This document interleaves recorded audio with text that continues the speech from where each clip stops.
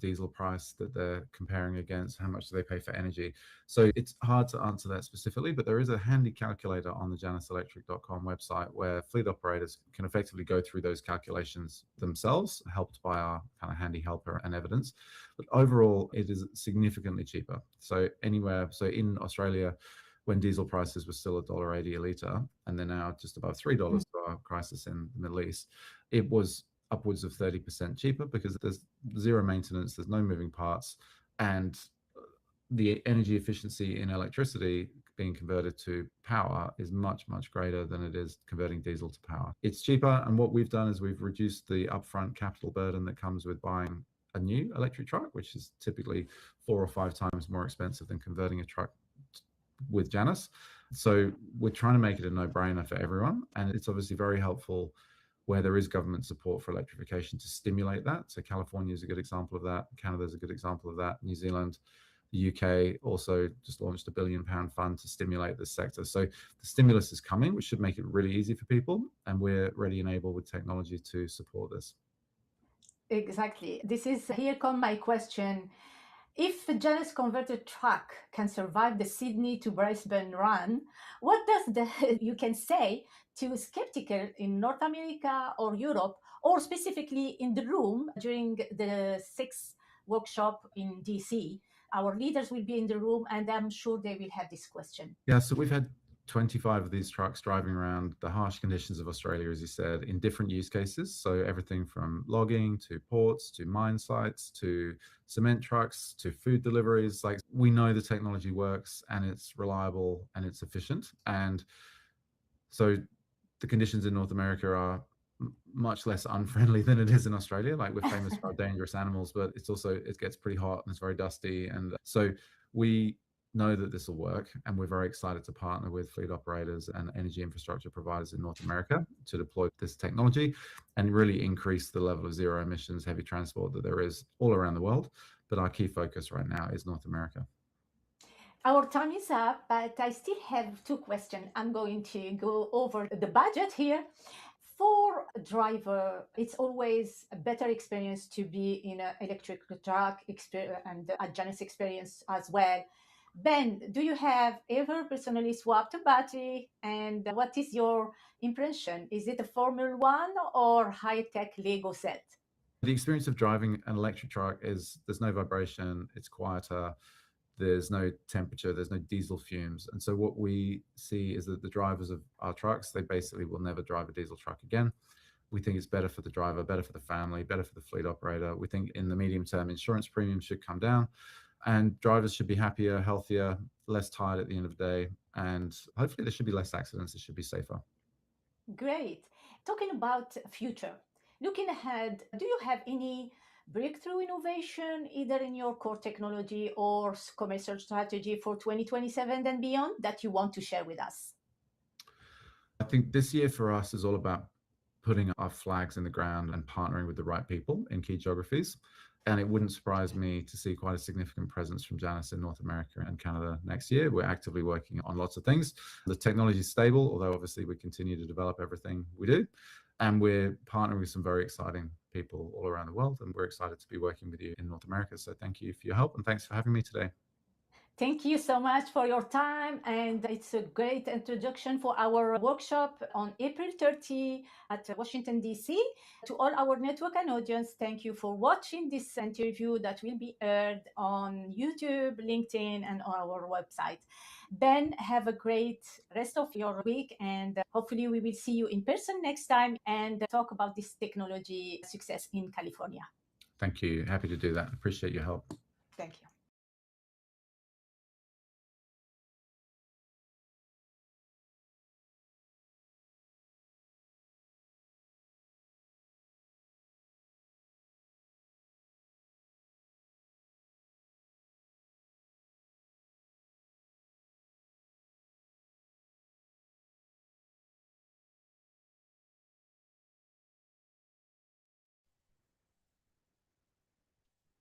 Good morning and welcome to the workshop here in Washington, D.C. live. We have today lineup of wonderful and amazing leaders coming up together in this room and remotely to test so many progress, innovation, investment program, state program about how we are in US advancing the clean mobility. Before we begin, I want to express my sincere gratitude to our supporters, cities, IITR, and also Energy One for bringing this live and supporting this live podcast. Also, thank you to Greater Washington Clean Cities region for co-hosting with us this discussion and this series, and for their support. And thank you, Antoine Thompson. We have today with us also people coming up and leaders coming up from DC, Maryland, New Jersey, Pennsylvania, and all the way from Australia. This discussion will be moderated by Richard Isike and Natalie Semi. And without further ado, let's start. Thank you, Richard, and thank you to everyone.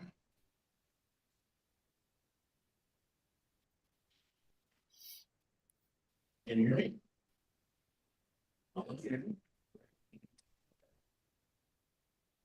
Thank you so much for that wonderful introduction.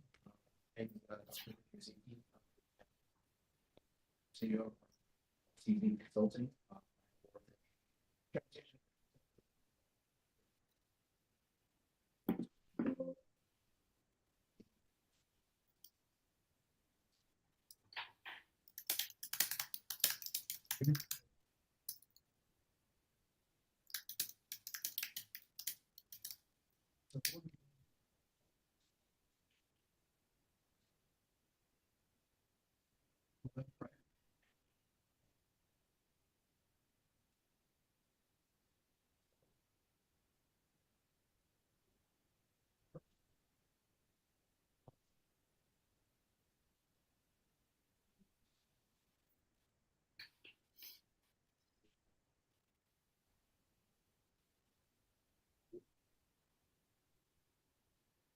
Can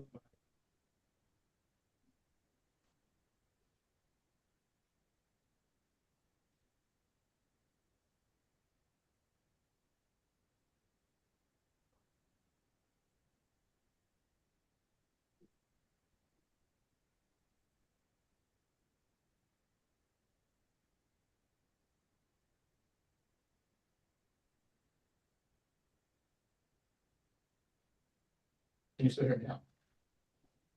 Yes.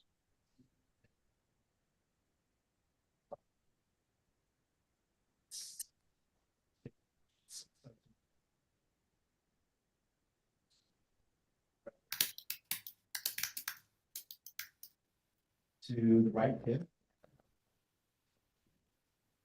Sure. See. Energy environment.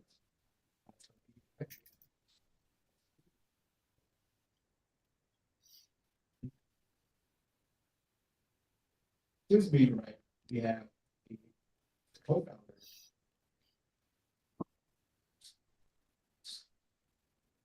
So let's get into questions. It's going to be directed to 2030 what is its policy friction point that's currently center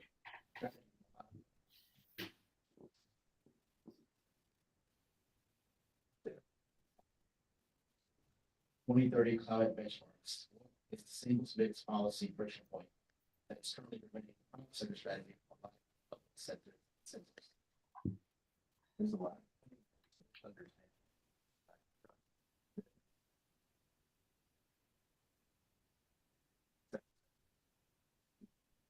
And lack of alignment between funding, equity,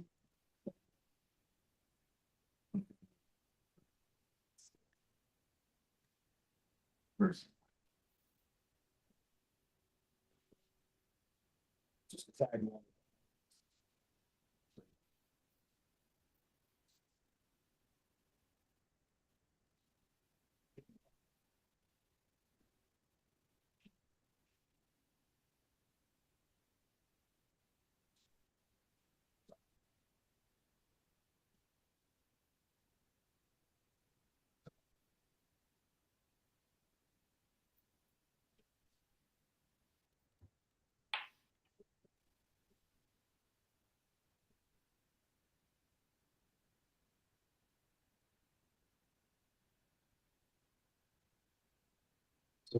friction.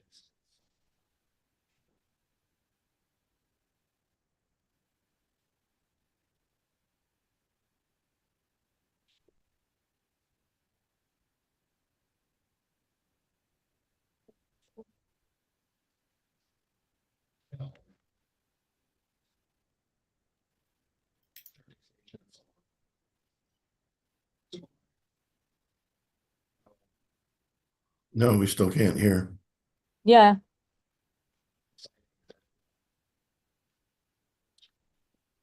I'm trying to see if they have.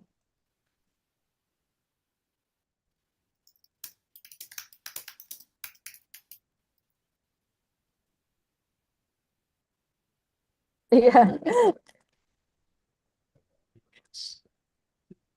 Yeah. Let me check again. I'm calling the tech because it was working this morning. Check.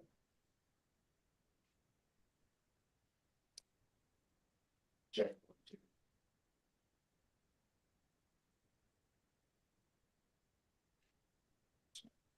Mm.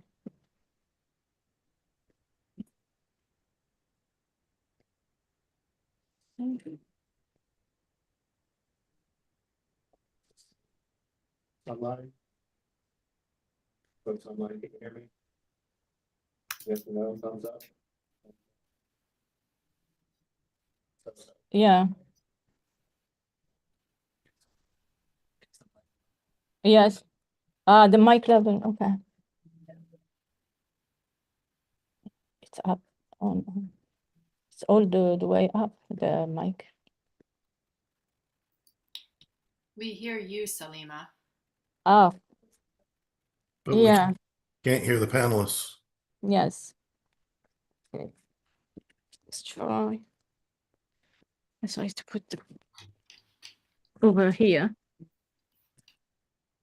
until I have the. Do we need to come up? No. Mhm. Okay.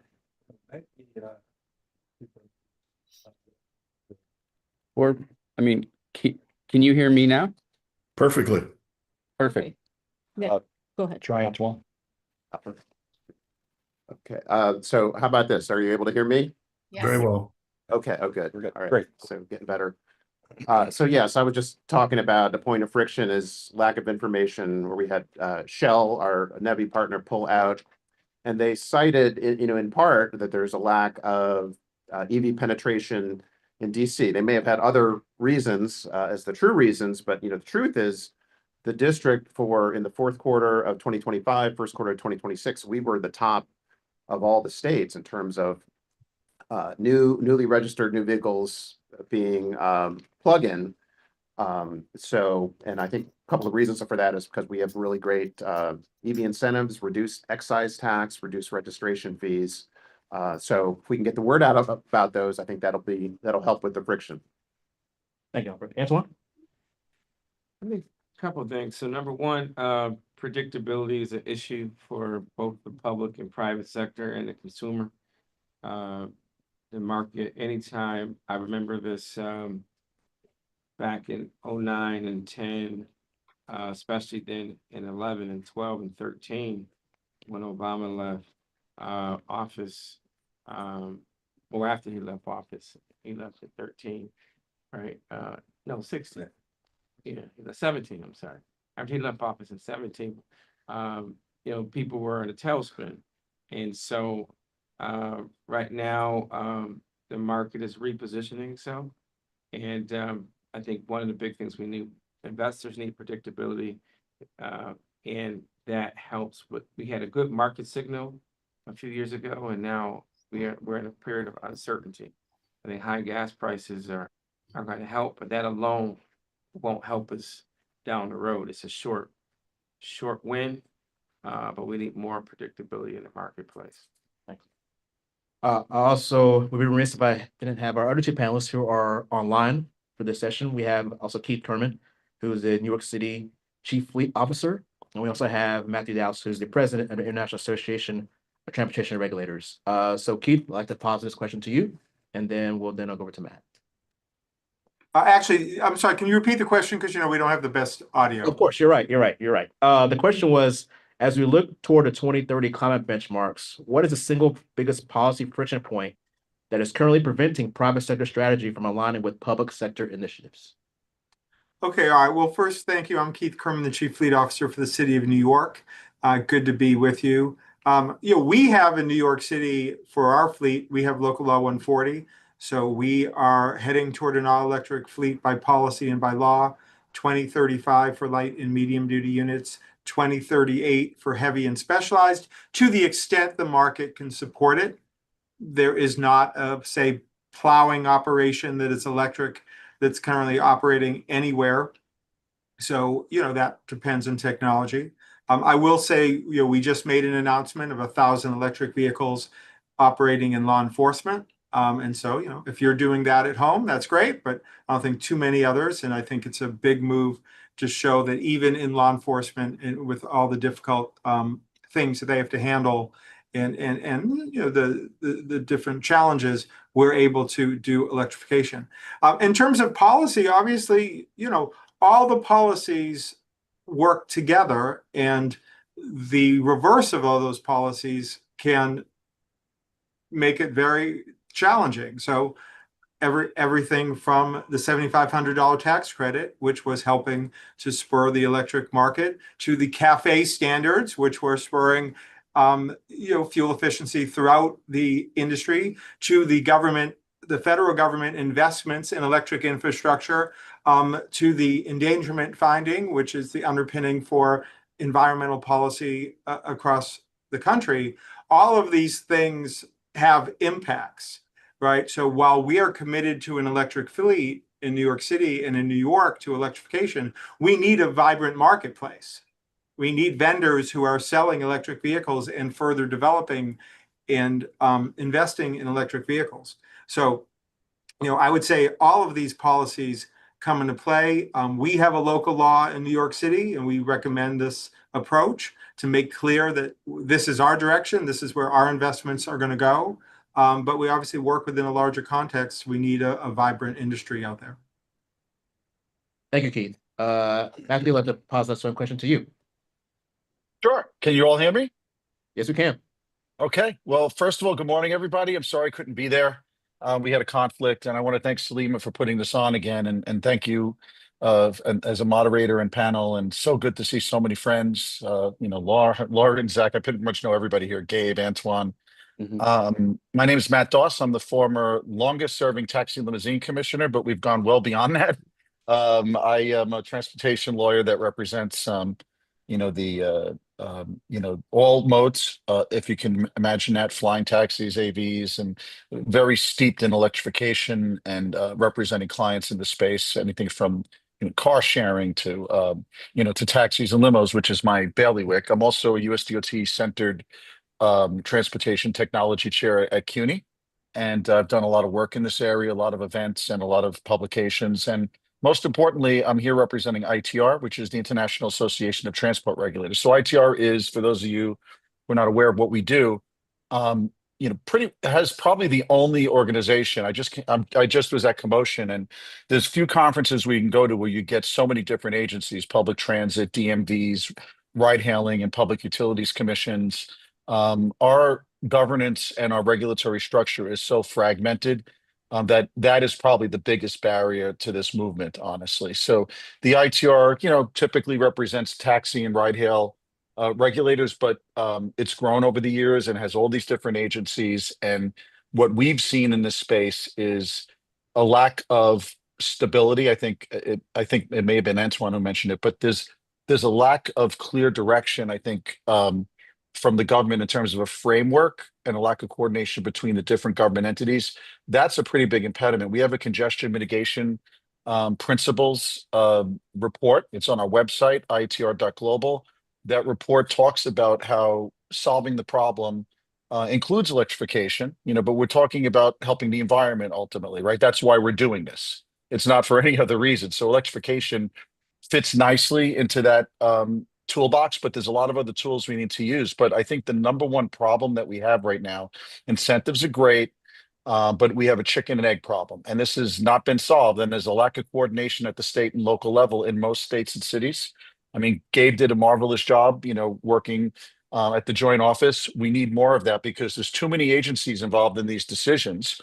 And I want to just give a shout out to Keith because, what the city does, and I think this is what needs to be done across the board. There needs to be more public-private partnerships and planning with the public and private sector. I've said this before, Salima, at these conferences and I still don't see it being done. There's signs of life. Every once in a while, NYSERDA or others will pop up their head and say we want to coordinate, but there really needs to be a transportation czar in every state that could work with a transportation czar like Gabe when he was at the administration to implement these things. I can tell you California and New York are on that list.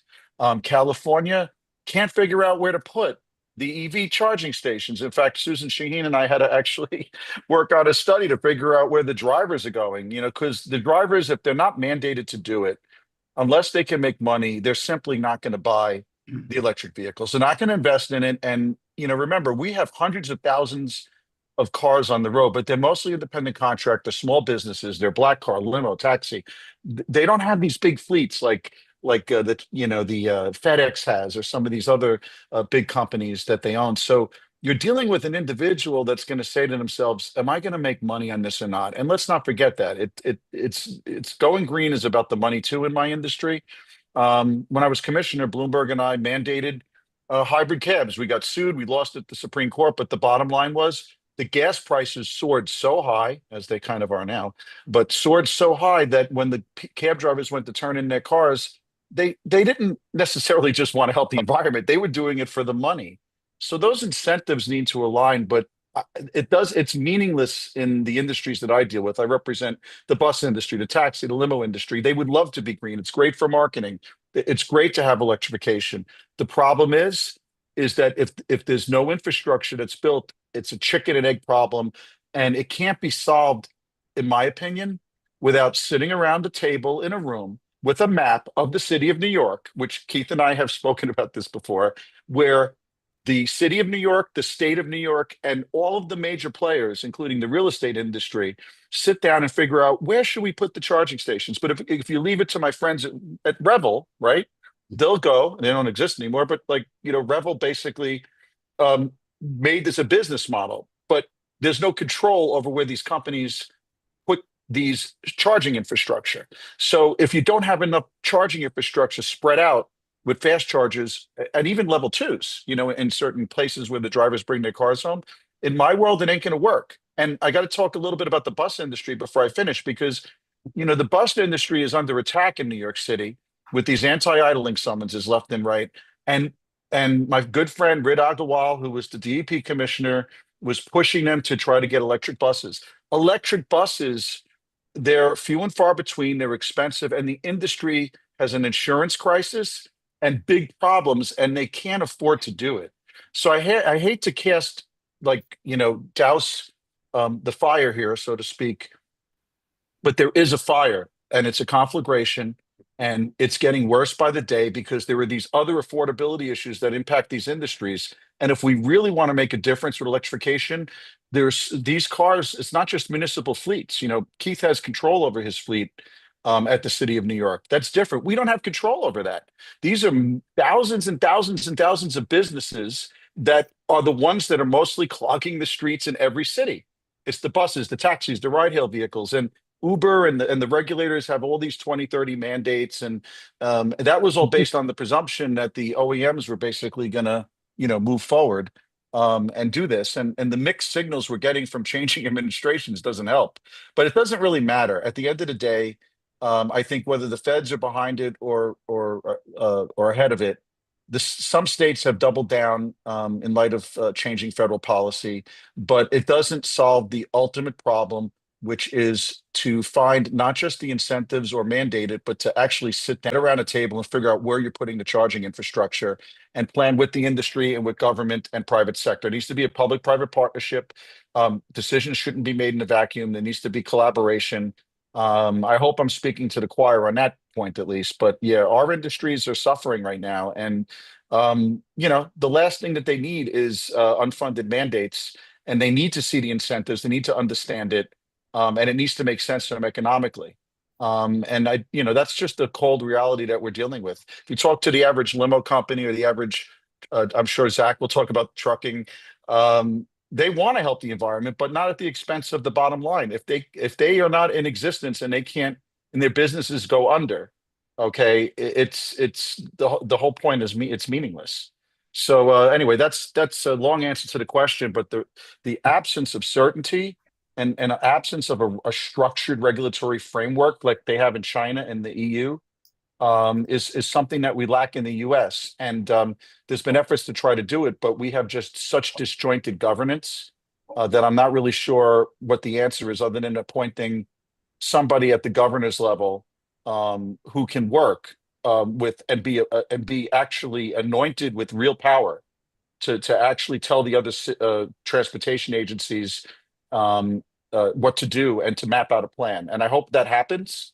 But that's the world in which I live in with the private ground transportation passenger industry. Right. Thank you, Matt. Appreciate your commentary on that. And interestingly, like I said, we have a lot of government officials and those who work in the government in this space who can address some of the comments that you shared. And one thing you mentioned in your comments, Matt, is about the public-private partnership. So I wanted to direct this next question to Keith about that. I wanted to ask you, Keith, about the New York City Fleet Playbook, and how do public-private partnerships, how can they be structured to de-risk the initial high cost of fleet electrification? I'll just share your thoughts on that. Okay, sure. We've always emphasized public-private partnerships. I will put in a plug for our own fleet show on May 21st. So if you want to get everyone together and coordinate all of these things that Matt Dawes is so burning to do, then come out to the park at Flushing Meadow Park of the Unisphere. It's our 37th year. It's going to be a lot of fun as long as the weather holds, but it will. Matt promised that.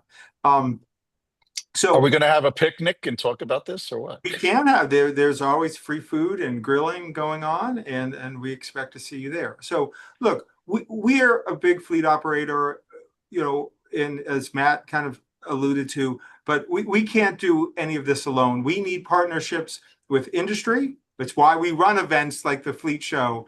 It's why I let industry, vendors present at the first of one of my interagency meetings. We have vendor presentations because fleet is a private sector industry, and we have to embrace that. We also need and have partnerships across fleets, both commercial and public. I've been traveling a little bit, talking to a lot of fleets in the United States and around the world, because if we're going to maintain progress in electric, safe, and efficient vehicles, we know it's not going to come from the federal government at the moment, but it can come from the customers. And the big fleets can move the industry. I was just in London. They were telling me how important fleet partnerships with the government in a lot of the safety initiatives that they have very successfully implemented. And then we absolutely have government to government grant support. We get a lot of support from the Make Ready program, which helps us with charging. There is charging out there. Is there enough? No way. We do operate 2,500 charging ports, the largest charging network in New York State. I'll admit, much of that is focused for the city fleet, right? Because we're also running 6,000 electric cars. But we do have public charging at 22 sites around the city, mostly in partnership with New York City Parks. So parks at some of the public lots. If you go to Citi Field where the Mets play, if you go out to Randall's Island, if you go to Midland South Beach out in Staten Island, we have a new big hub that we're about to announce. So I'm not going to break any news, but we'll have another really big hub that's about to go online very soon, and we'll invite Matt and all his clients to come and charge very affordably. There are other grant programs from NYPA and NYSERDA. There had been grant programs from the federal government, not as robust any longer. But what I will say is fleets partnering. It's partly why I come to events like this, and governments partnering together. We've been doing a lot of events. Just do our whole event schedule if you're interested. We'll be in Baltimore on the 18th, Philadelphia on the 19th, Newark in the Port Authority on the 20th, and in New York on the 21st, and partnering with Quebec. So we believe it's critical that governments, fleets, commercial and public work together in these partnerships, that we make clear that we want an efficient, safe, and clean fleet of the future. And it's not just the environment, but the environment is pretty important. I don't know about any of you, but I breathe air, and I'd like to have it be clean and safe. Maybe not everyone does. But if you don't care about the environment, which is pretty sad, these are also incredibly efficient, cost-effective vehicles. We are saving 70% on maintenance with electric cars. We're adding 2 years or more to useful life. And I don't suppose anyone's checked the fuel pricing these days, but electric's a way better bet than what you do getting at the gas pump. So we think there's a very important argument on environment, a very important argument on cost effectiveness and affordability with electric vehicles. But the fact is, I mean, you're going to your question and ending my thought on it. These partnerships are absolutely essential. We will not, this industry is not going to be propped up at the federal level, you know, for quite a while, and maybe it never should be. But if customers get together, governments, commercial fleets work together, push this industry, we will keep progress going. Thank you, Keith. Appreciate your comments on that. We'll turn this question to Al. Al, can you talk about specific financial incentives or tax abatements that your agency is prioritizing to attract private capital into urban charging hubs?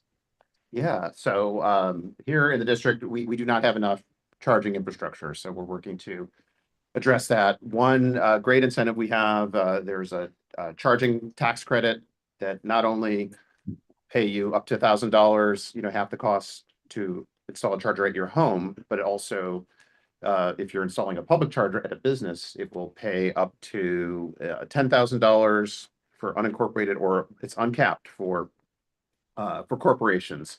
It expires at the end of this year, so we're working with our legislative body, the DC Council, to get that extended for another 10 years, hopefully. We're also asking them to exempt public chargers from the personal property tax. We do have our sister agency, DDOT. They have a $9.6 million NEVI procurement for fast charging in corridors. We are about to launch a $1 million multifamily EV charging rebate using Volkswagen funds. So we're really excited about getting that off the ground. And we're also working with our utility to have some better electric rates that'll, you know, incentivize fast charger deployment. Thank you, Al. Gabe, I'd like to direct the question to you. How can curbside management technology like autonomous be integrated into existing city infrastructure to reduce deadheading and charging congestion for commercial fleets? Yeah. Real quick, I'm just going to push back on one piece of conventional wisdom, and that is that we don't have enough chargers. We have enough chargers for the fleet that we have in the US right now. That's what our data shows at the federal level from NREL, or now the National Lab of the Rockies. The whole paradigm is different. Now, do we have enough worksite charging? Do we have enough multifamily home charging? No, we don't. Does DC have enough charging? No. As a DC resident, I can tell you, because it's very hard to build charging here, not because of Al's great work, just because of how dense we are. So there's some confusion, I think, about that. And I think it's about where the charging is. It's not always in the right places, because it's the hardest places is where it needs to be. And it's also about, is it reliable and accessible, which is something that Richard and I worked on in the joint office. Now, on the curbside management aspect, and I know Matt will appreciate this, you know, first of all, before I jump into that, this is a time of extreme change, right? Agentic AI, energy prices and wars, total cost of living spiraling out of control, political upheaval. So there's all that going on in the background. And what we need to do is government, to Matt's point, needs to work a hell of a lot faster than it traditionally has. And that's government at all levels. But I'm going to talk more about the city level, because the fleets that are coming, and they're coming fast, are robotaxi fleets, right? They're TNC fleets. Soon they will be actual fleets of owned vehicles. Right now, they're these are peer-to-peer networks. And I have to give Uber and Lyft, Waymo credit. They're putting a tremendous amount of effort into EVs, right? All AVs are going to be EVs. So the tech's going to keep evolving, and what we need is future-proof systems in place to evolve with the tech. I'm actually writing a piece right now about this that should come out in the next couple of days, about how to use curbside management to basically regulate AVs. And that's really what cities can do. DC is an exception. We're a state, a county, and a city, which is why these are the best government jobs in the country right now. The span of control is absolutely amazing. But in places like California, you're preempted at the federal level, right? So that's important. What we need is unilateral right-of-way management. So we need common rules. We need automated pricing, automated billing, and automated enforcement for rule breaking. And it doesn't matter if there's somebody in the car or not. So the nice thing is you do this for AVs, and Charles Allen here in DC just introduced legislation. And actually, DC is also launching Automotus's technology or some technology this year. So, we need to apply this technology that I'm talking about to every car. A car is a car is a car. We don't want to penalize robo-taxis, right? You can't have separate agreements with every single provider, with Uber and Nuro and Waymo, and there's going to be a bunch from Tesla, right? No, it needs to be across the board for any vehicle, automated or not. So we can't rely on getting this data from the companies, particularly at the city level. You have to monitor your own public space. So what do all cities control, regardless of state preemption? The curb. And computer vision at the curb, AI at the curb, is the only technology that I'm aware of that can scale with the need and that puts cities in the driver's seat for policy, data collection, revenue generation, and to the point of the question, also, even the ability to integrate with EV charging so you can bundle services. So imagine driving into a space like with Automotus right now in Philadelphia, in Pittsburgh, in Miami. You can pull into a space. It knows who you are. It knows your plate. It knows you're Lyft or Uber or whatever. It can read the type of vehicle. It can tell if it's an EV or not, and it can charge you accordingly in micropayments. So by the second, it can charge you by the second. So you pay for what you use. It doesn't need to be punitive. You don't need to be enforced upon unless you can't pull up to the curb. And maybe you're going to pay 10x the rate if your AV technology can't pull up to the curb. So also, fleet vehicles can actually be guided to chargers based on real-time occupancy information. Now, right now, we can get real-time data on, okay, ChargePoint has a Mercedes plug into it, but you don't have data on the line of cars waiting for that charger or that L2 charger at the curb. With this type of computer vision technology, you can actually triangulate the data from the CPOs, and you can actually look at the queue and estimate from a predictive standpoint when that will be available. And for automated fleets, hugely valuable. So I could go on and on, but I'm going to stop there. I don't want to go as long as Matt does. So but that's sort of my big contribution to this conversation. All right, thank you. Before, I know we're running behind. My fault. I'm trying to be better at sleeping. No, it was Matt's fault. Sorry about that. I don't want to shut Matt down. I love you, Matt. I thought Matt stopped talking. He was rolling. He was doing well. So I got all my stuff out of the way. You want to borrow my soapbox, Gabe? You can Yeah, use it was great. There's a little space on there.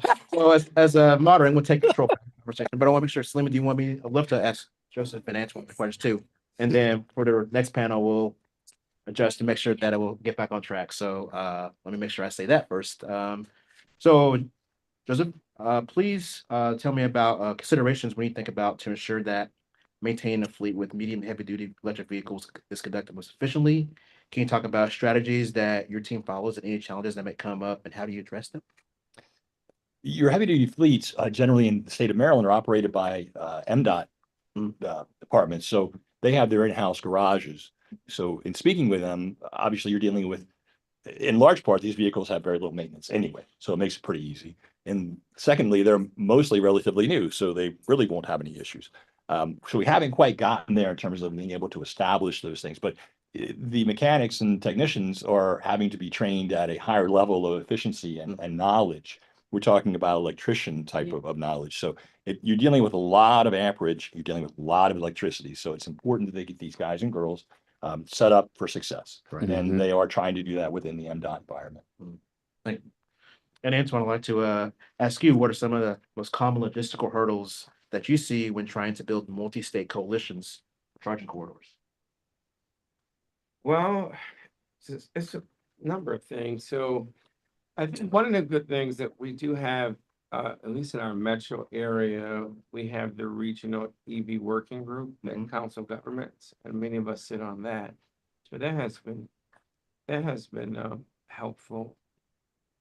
I think one of the things that has frustrated me is that when the previous administration was in Washington, too many local state groups thought they didn't have to do as much because they were so optimistic about all the federal funding, which in my humble opinion was only a down payment of where we need to go as a country. And so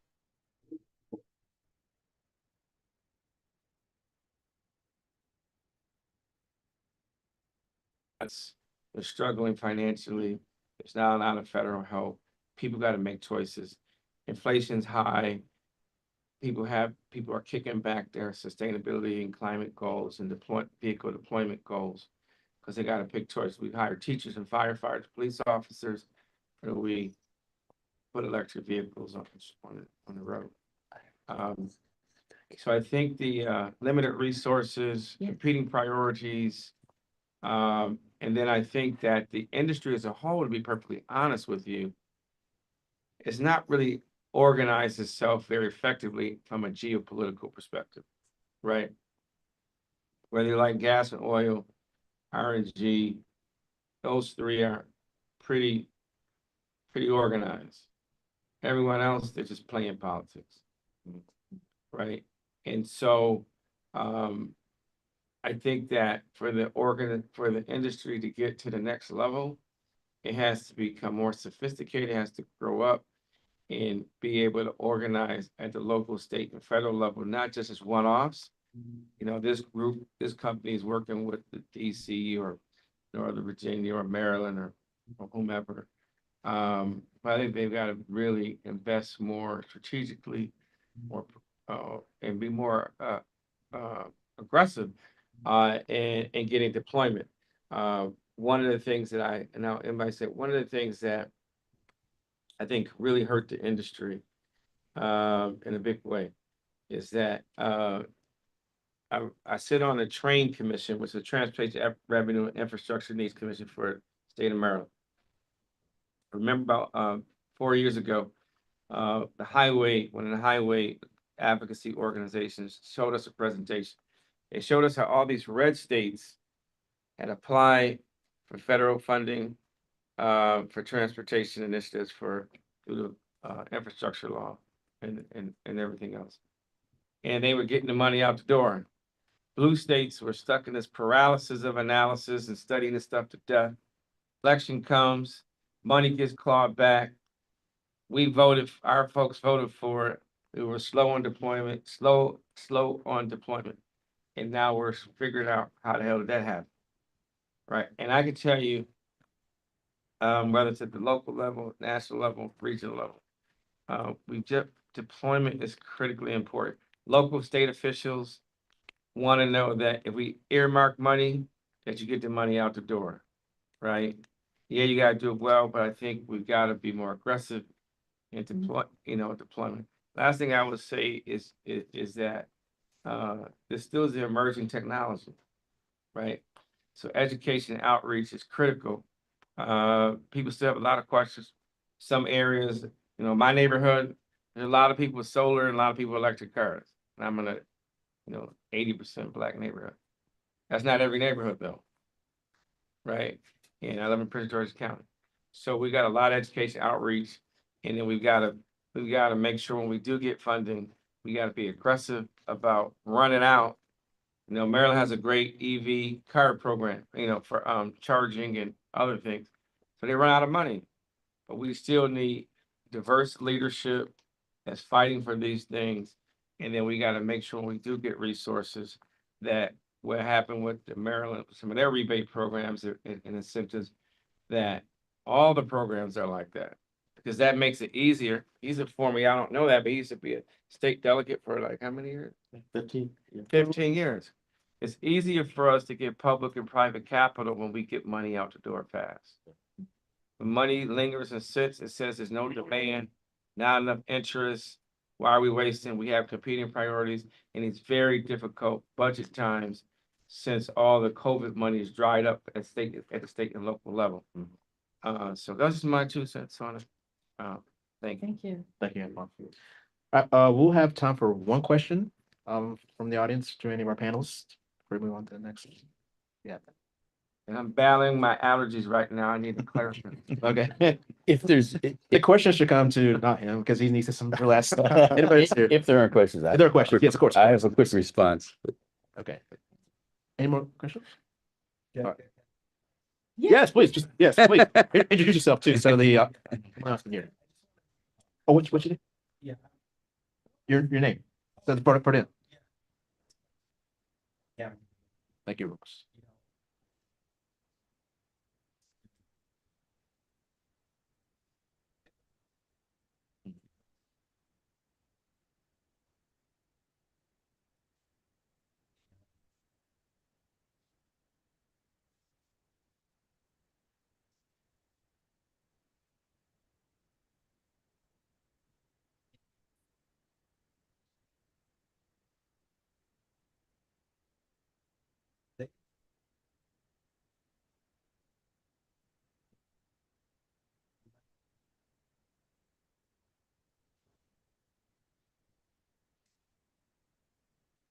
Well, I mean, I have a few responses to what I'm hearing. First of all, I think we've over-indexed on fast charging. We do need a fast charging network, but in urbanized areas, what we really need is ubiquitous level 2 charging so that like somebody can spot charge if they're low at the grocery store. A rideshare driver can charge for 30 minutes while he gets lunch and get 12 miles on his way home. We need that. It's not expensive. You don't need to spend $9 million to heavy up because you're talking about, at the high end, 9.6 kilowatts. It's a dryer outlet, right? It's a dryer outlet. So that's one thing. The other thing, a lot of what Antoine said is absolutely correct. On the other hand, DC fast chargers take a long time to put in, and states had to learn how to do it. Again, with level 2 charging, which we were finally getting money to cities through the CFI grants, cities can move faster. Cities just are faster. The last thing is there is a way through this without any money from the federal government, and that is through true public-private partnership, or a little bit of money from the government that matches money from the private sector. The problem we have is that cities aren't willing to go big. You can't do pilots. We don't need 5 chargers or 10 chargers. In DC, we need a couple thousand chargers, right? And they can be put in pretty quickly. So look, in West Hollywood, 1.9 square miles. I mean, that's about the smallest city you can possibly think of. They're putting in 361 chargers this year. They're doing it through a public-private partnership with Orange Barrel Media, which is putting up some ads every couple blocks on their kiosks, and they're funding the entire network. So we got to think bigger. There's a ton of private capital sitting on the sidelines, like over $1 trillion. The problem is it's not going to invest in piecemeal 510 chargers. It's going to invest in 2,000 chargers in DC, 50,000 chargers in New York, 200,000 in California. Think every parking space with a goddamn charger. It's not that complicated. We just got to do it. And it doesn't need to be fancy. It could be on a pole, goes in 90 minutes, costs $3,000. So we're overcomplicating things. And the utility is a problem, but it's not a problem if you're putting in not much load. And actually, the vehicles are going to solve our grid problem and solve our CapEx problem. Not that we don't need a $33 trillion grid upgrade, but we can actually avoid that for decades if we do this faster and actually get the vehicles in and use the batteries to manage the load. Sorry to be so excited. Action. Yeah. So thank you, Gabe. Yeah. Right. So let's thank our first panel for their good comments. Thank you. Thank you, Matt. Thank you, Keith. All right, we'll have our second panel come up to the front, please. All right. Gentlemen, appreciate it. Yeah. Gabe? Gabe? Okay, Oh. that's it. Thank you. Thank you. Absolutely. Yeah, get that shit. Sorry, I was so passionate. It's about, right? That's how you get things going. Right? Sure. Okay, we'll sit around on your I swear hands. I'd never get back into government, but who knows? You're not missing it. I'll be telling you that.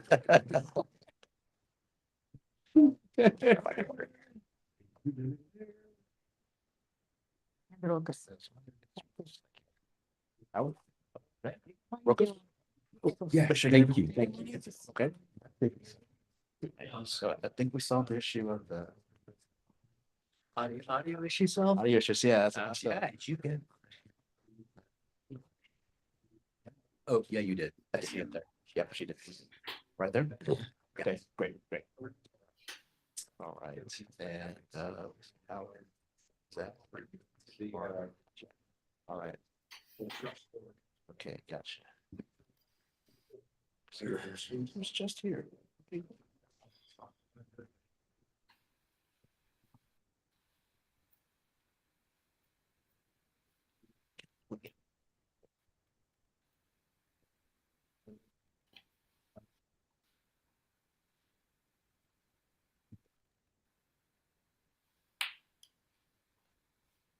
Okay, let's since we're running a little behind, let's get into our second panel to make sure we catch up. Okay. All right, so our second panel is going to be focusing on scaling clean mobility and infrastructure. And so I'll introduce the panelists real quick. To my left, I have Howard Lee, who's the VP of Head Product for Coalition for Capital. We have Jeff Dietz, okay, right? I'm a Senior Director of Federal Government Affairs at the RNG Coalition. To my right, we have Rokas Davis. Apologize if I messed it up. All right. Almost native. I almost made it. Who's the head of partnerships at Montgomery County Green Bank. Online, we have Zach Miller, who is the VP for the Trucking Association of New York, and Lauren Kessler O'Brien, who is the manager for the Empire Clean Cities Coalition. So welcome all. So I'm going to scale do this a little bit differently than the last panel. I'm going to have ask each of our panelists one direct question. We'll give about 3 minutes for each panelist to address that question, and then we'll have a little bit of time for Q&A. Hopefully that will get us back on track and on time with our schedule. So I would like to direct my first question to Howard. Howard, what innovative financing models are most effective for scaling infrastructure in the clean energy and heavy duty sector where traditional leading may fall short? Can you talk about some of the details that your organization has put together? Yeah. So, for context, CGC, we're an investment plus organization. So we're funded through the EPA's NCIF GGRF program, so Greenhouse Gas Reduction Fund. And we're out there, directly investing in projects as well as funding some of the state and local green banks to support their projects as well. So broke us in that context.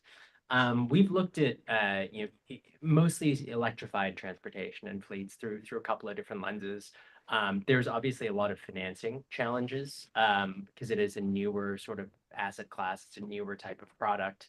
The way that the business model works is not something that we've typically financed through traditional project finance structures.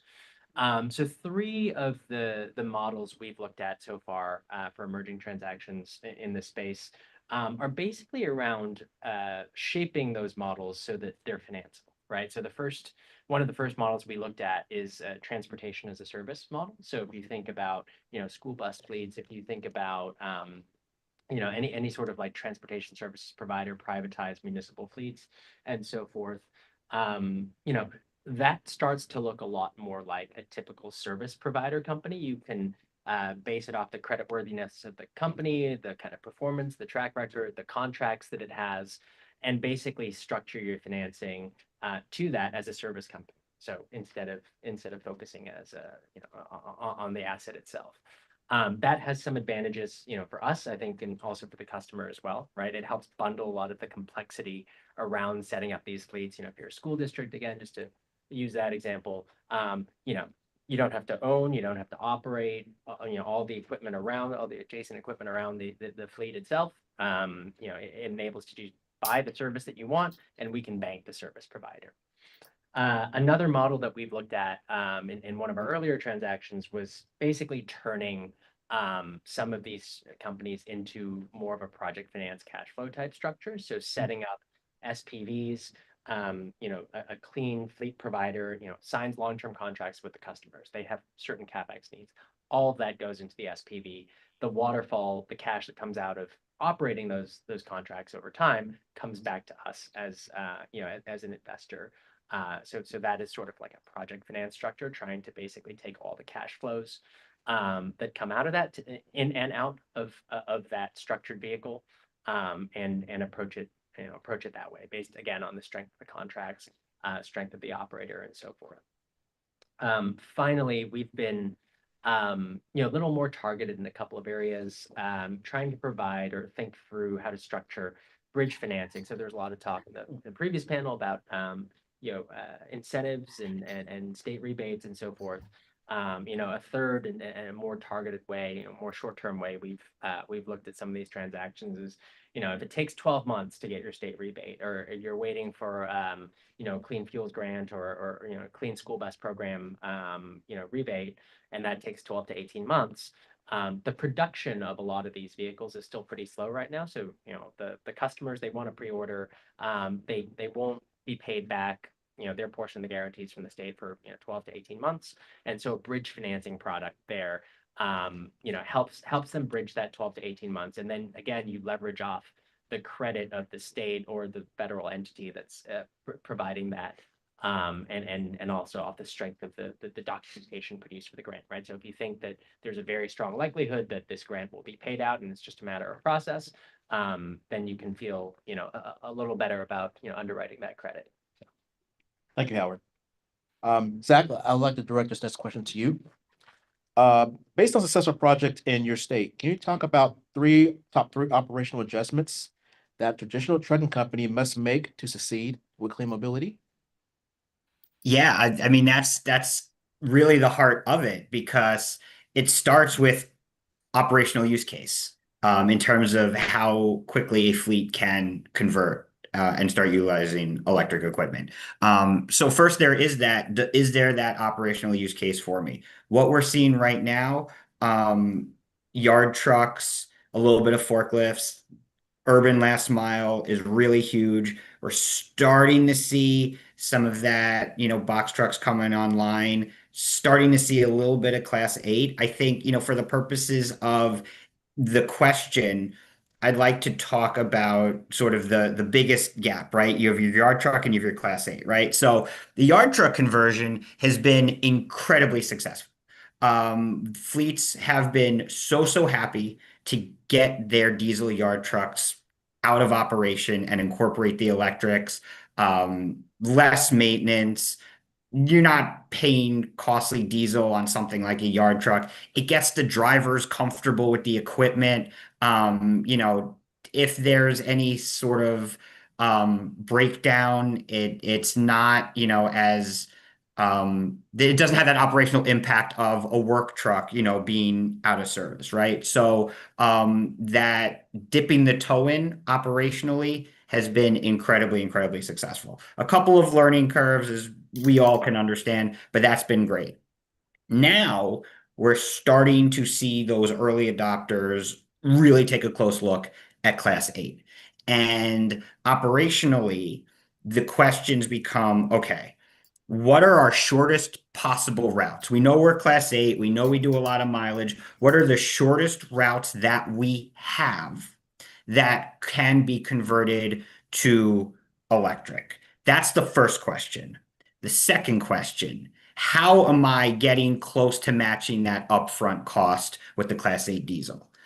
Is that through, incentive programs? New York has, there's truck voucher incentive, which we need to get some more funding to. That's a whole separate conversation. And down in New York City, there's another funding program that opened up. So it's, okay, do we check the box on the route?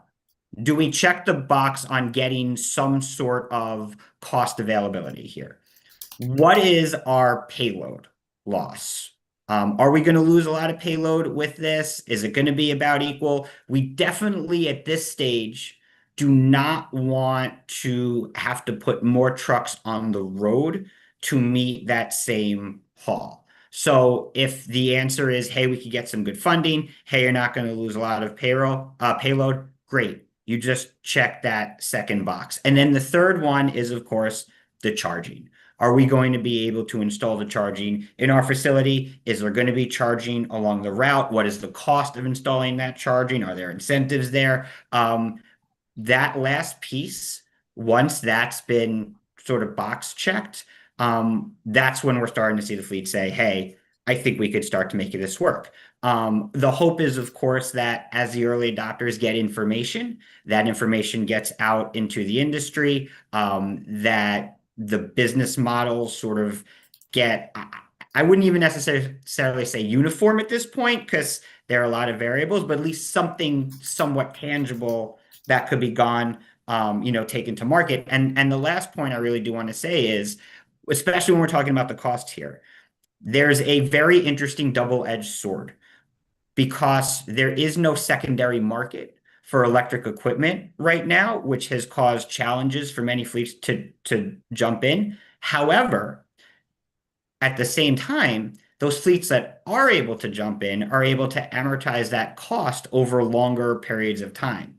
So now they're actually saying, between holding on to this equipment a little bit longer, between the fact that there is less maintenance on this equipment, between the fact that we are not paying, if we're holding on to this truck for 6 years and we're not paying for diesel for 6 years, we're starting to see some serious savings. So all of a sudden, we're starting to see profitable routes in electrification. And that has started to open some eyes too. And that's why we're starting to see, oh, maybe it's not just your class 2B to class 4 vehicles. Maybe there is class 6 makes sense. Maybe there is class 7 that makes sense. It's a very, very interesting time operationally for those fleets that are really aggressively looking to incorporate electric equipment. Good. Thank you, Zach. Rokas, I'd like to direct this next question to you. Can you talk about how blended financing can specifically help to lower the cost of capital for any transportation companies that are looking to transition to clean energy? Yeah, so as a as a public purpose green bank, which we are in Montgomery County, we have two programs, right? One is the financing, right, and the other one is technical assistance. Technical assistance, I think, is extremely important for this industry, because a lot of businesses, they kind of need to figure out that math, whether this electrification or changing from diesel to electric equipment makes sense, right? Then you got that financing on the flip side, right. And I feel like it's like the way that what we do, we always include that technical assistance first, to help the end user to figure out if this is even makes sense. And I'll give you an example. We had one private school that came to us, and they're like, look, we got this a couple of diesel buses, and they're useful life. What would it take for us to finance an electric one, right? Like to buy an electric one. So we provided technical assistance where there was a study done, and engineers looked at it, it was like, all right, like you would have to upgrade your EV infrastructure, it's at the school, and install some chargers there. There's going to be a cost associated. There is like, state of Maryland has grants, so you added that into it, and then we looked at it, and it's like it just didn't pencil, even with that avoided cost.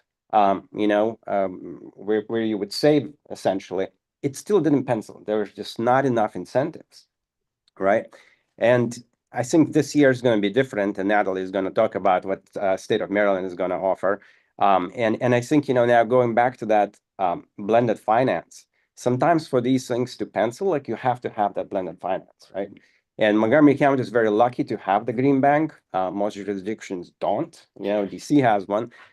So we can bring in that cheaper capital, the the concessional capital to the financing and, make these transactions pencil, and I think another important aspect is that if a business that wants to electrify their fleet, if they're going to go to their bank, they're probably going to say no, right? Because, it is new technology. It's not proven, they're not going to finance that.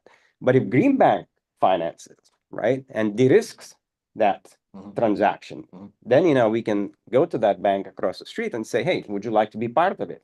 And, at the market rate.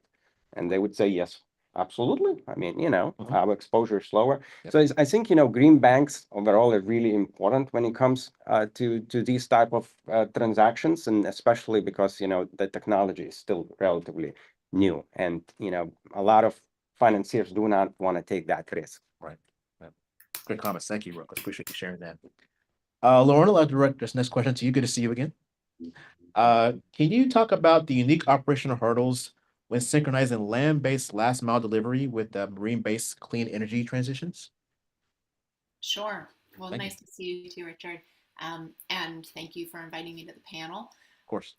So Empire Clean Cities is currently working on a pilot project called Sustainable Last Mile Delivery in Dense Metros, which is endeavoring to provide a new mode for last mile delivery using maritime vessels that meet electric cargo bikes. And so we are very much interfacing with some of these operational hurdles.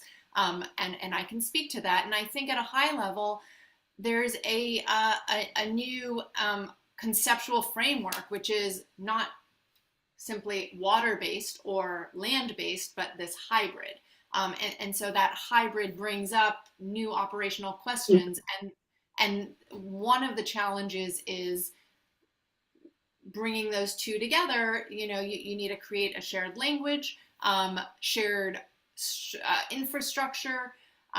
It can double the number of kind of permitting requirements that are involved. And so there are these factors that just are additive because there are two modes that we are talking about, not simply maritime or land-based. And then specifically, the maritime infrastructure here in New York City was not built for freight. It was built for passengers. We lost you. Can you hear me?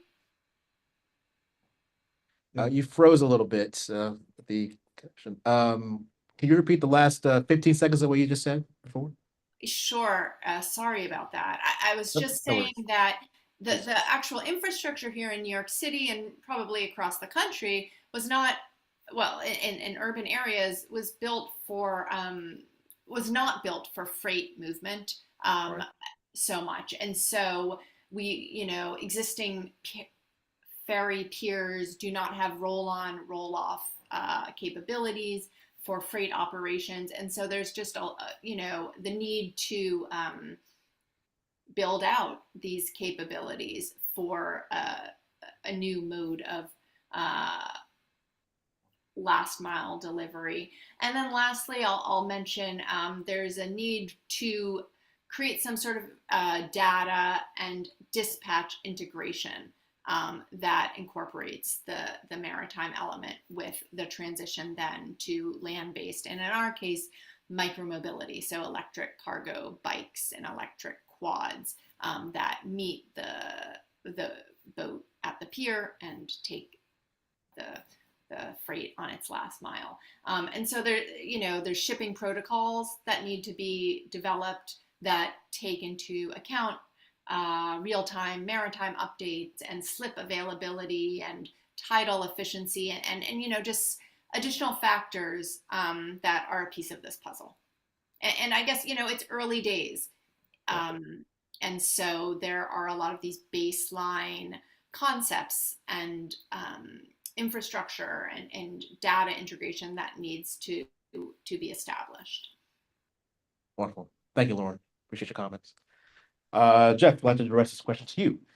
Can you talk about the key commercial and non-commercial changes that are facing the expanded use of compressed and liquefied renewable natural gas in long-haul heavy-duty fleets? Absolutely. And I might actually expand that kind of beyond long haul to talk about kind of, return to base regional fleets as well. So I think, maybe like a little bit of background, a little bit of history, right? I think, it was really in the early 2010s, 2010 to 2014, which is where we saw a major adoption curve for natural gas, use of natural gas in heavy duty vehicle fleets. And a lot of this was tethered to the shale boom, right? Prolific growth of US natural gas production, right? Fast forward a few years, right? Renewable natural gas at this point, very, very, very nascent. To that point, RNG, there really wasn't much of a market, right? There was a use of precursor, biogas and landfill gas to electricity projects. That electricity would be sold on PPAs, but that's really how you put to beneficial use biogas, right? Fast forward to 2013, 2014, RNG is introduced to the EPA Renewable Fuel Standard, and can generate D3 cellulosic biofuel RINs. Then RNG, introduced into the California Low Carbon Fuel Standard with an ability to generate avoided methane credits. And what this resulted in was prolific growth of RNG, right, in the heavy duty space from 2014 through 2024, 600% increase in production, right? Okay. Now, a lot of that RNG, right, went into and satisfied demand from these, natural gas powered vehicles, right, that saw a surge in that 2010 to 2014 timeframe. Then there was another kind of adoption curve in the late 2010s. But where are we now? We have a fundamental kind of supply-demand imbalance in our market. A lot of RNG production, but insufficient natural gas vehicle conversions, right? Majority of that RNG going into the municipal bus fleets, school buses, last mile delivery, regional haulers, right?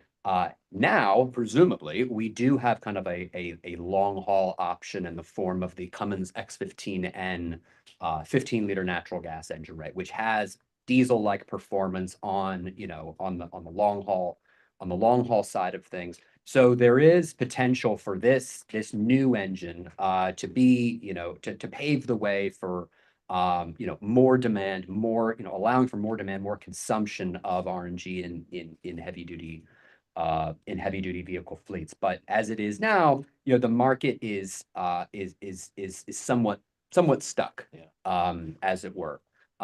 So, I think what do we need to see kind of moving forward, right? Kind of on the policy side, there's this clean fuel production tax credit, the Section 45Z tax credit that was introduced by the Inflation Reduction Act and then subsequently amended by the Republicans' One Big Beautiful Bill Act last year. There's been a lot of uncertainty, right, with regards to kind of some of the key sort of guardrails around that implementation of that credit. Once that is firmly in place, that is a producer credit, but we're hopeful to see, some of the incremental value of that credit kind of passed further down the value chain from RNG producers to then CNG and LNG dispensers or retail stations, right? At the moment, right, we've got a little bit of a chicken and egg issue kind of on the downstream side, because there are sort of insufficient vehicles out there to absorb RNG supply. There's also inconsistent LNG and CNG dispensing capacity across the country, right? We've got natural gas fuel corridors, but they're not sufficiently broad enough and geographically dispersed enough, right? So the question is what comes first, the dispensing infrastructure or the vehicles, right? I think and we've heard from some of our members that it really starts with the vehicles. Yeah. So, I think there are policy mechanisms and there are, policy drivers, regulatory drivers. Of course, I mentioned the 45Z tax credit. Of course, we're eager to see, additional low carbon fuel standards like in New York. Maybe if Antoine becomes a Maryland delegate, then we see an LCFS in the state of Maryland, right? Fingers crossed. But anyway, so there are regulatory and policy drivers that can move this. Yeah. Obviously, kind of the 80,000-pound gorilla in the room is these elevated diesel prices, right? And what we're seeing right now is, there's obviously natural gas disruption going on too, but the diesel natural gas spread is increasing, right? And RNG can be competitive there as well when you add on, right, California LCFS credits, D3 cellulosic biofuel RIN credits. RNG can be competitive. So, you know, we've got the ACT Expo coming up next week, and we're really eager to see, just from the fleet owner operator side of things, how are they assessing kind of the market volatility, the diesel market volatility now, right? And are they thinking longer term about perhaps adopting a natural gas engine, perhaps the X15N? That upfront cost relative to a diesel truck, a diesel engine is expensive. It's like $90,000, which can be prohibitive, right, on the front end. But taken like thinking about it from a perspective of like, you know, total cost of ownership, right? And perhaps recouping some of that because of lower fuel costs, right? If we could get that down to like a couple years, then you might see the turnover and another adoption curve that we perhaps saw in the early 2010s or late 2010s. So anyway, but appreciate the opportunity to participate in the workshop. Yes, of course. That's all I got. Thank you for sharing that. We have time for one question from the audience to our panelists, if we have it. Okay, question back there. Please introduce yourself and your question.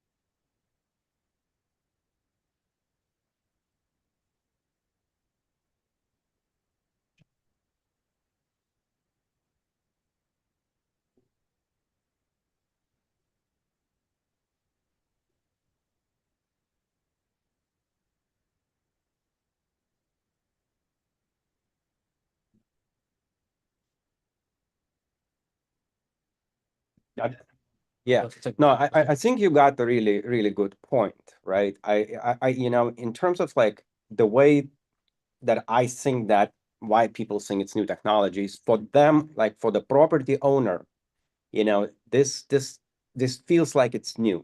Okay, so if you're a property owner and you're trying to install the infrastructure for the fleet, it takes a lot. There's no knowledge. You know, the fact that you have to work with the utilities, the fact that you have to do engineering studies, the load studies, it's very costly, and banks will not finance that, right? Because it is not proven. They don't have enough of these type of transactions on their books. Therefore, it's not proven for them. So, you know, in that aspect, that's where I think, you know, that is kind of a misconstrued, right? Like it shouldn't be. You're right. It shouldn't be called new technology. And it is. You know, it is well adapted. You know, outside of the U.S. You know, I think we are way behind here in the United States. But what do other panelists think? I think there's just two parts to it, right? It is not new technology. You're absolutely right. I think it's a new technology ecosystem. So it's not just an electric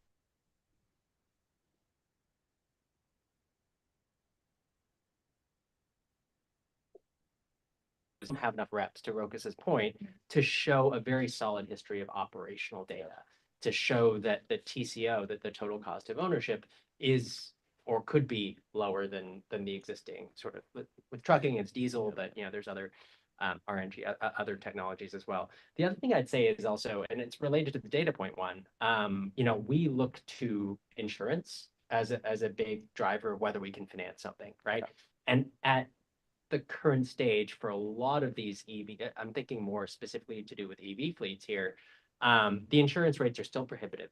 And that eats into the total cost of ownership, and that the reluctance of many insurers to provide the level of insurance that a financier needs to feel comfortable financing the asset.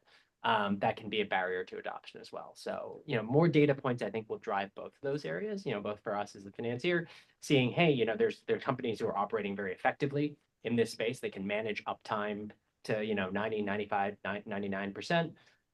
They're actually battery guarantees could be another one as well. So like having more certainty rather than you know, it's not a new technology, but having more certainty in the operational data and some of the guarantees around things like battery performance and operational performance is what it's going to take.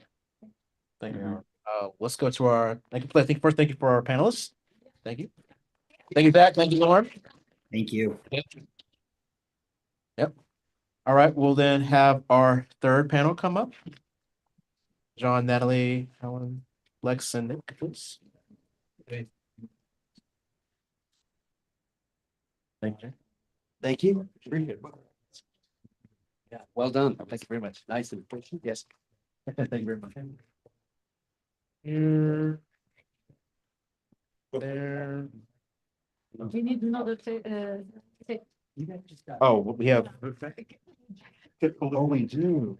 Yeah. Oh, yes, put the chair over there. Oh, yeah, so. Now we'll put you here.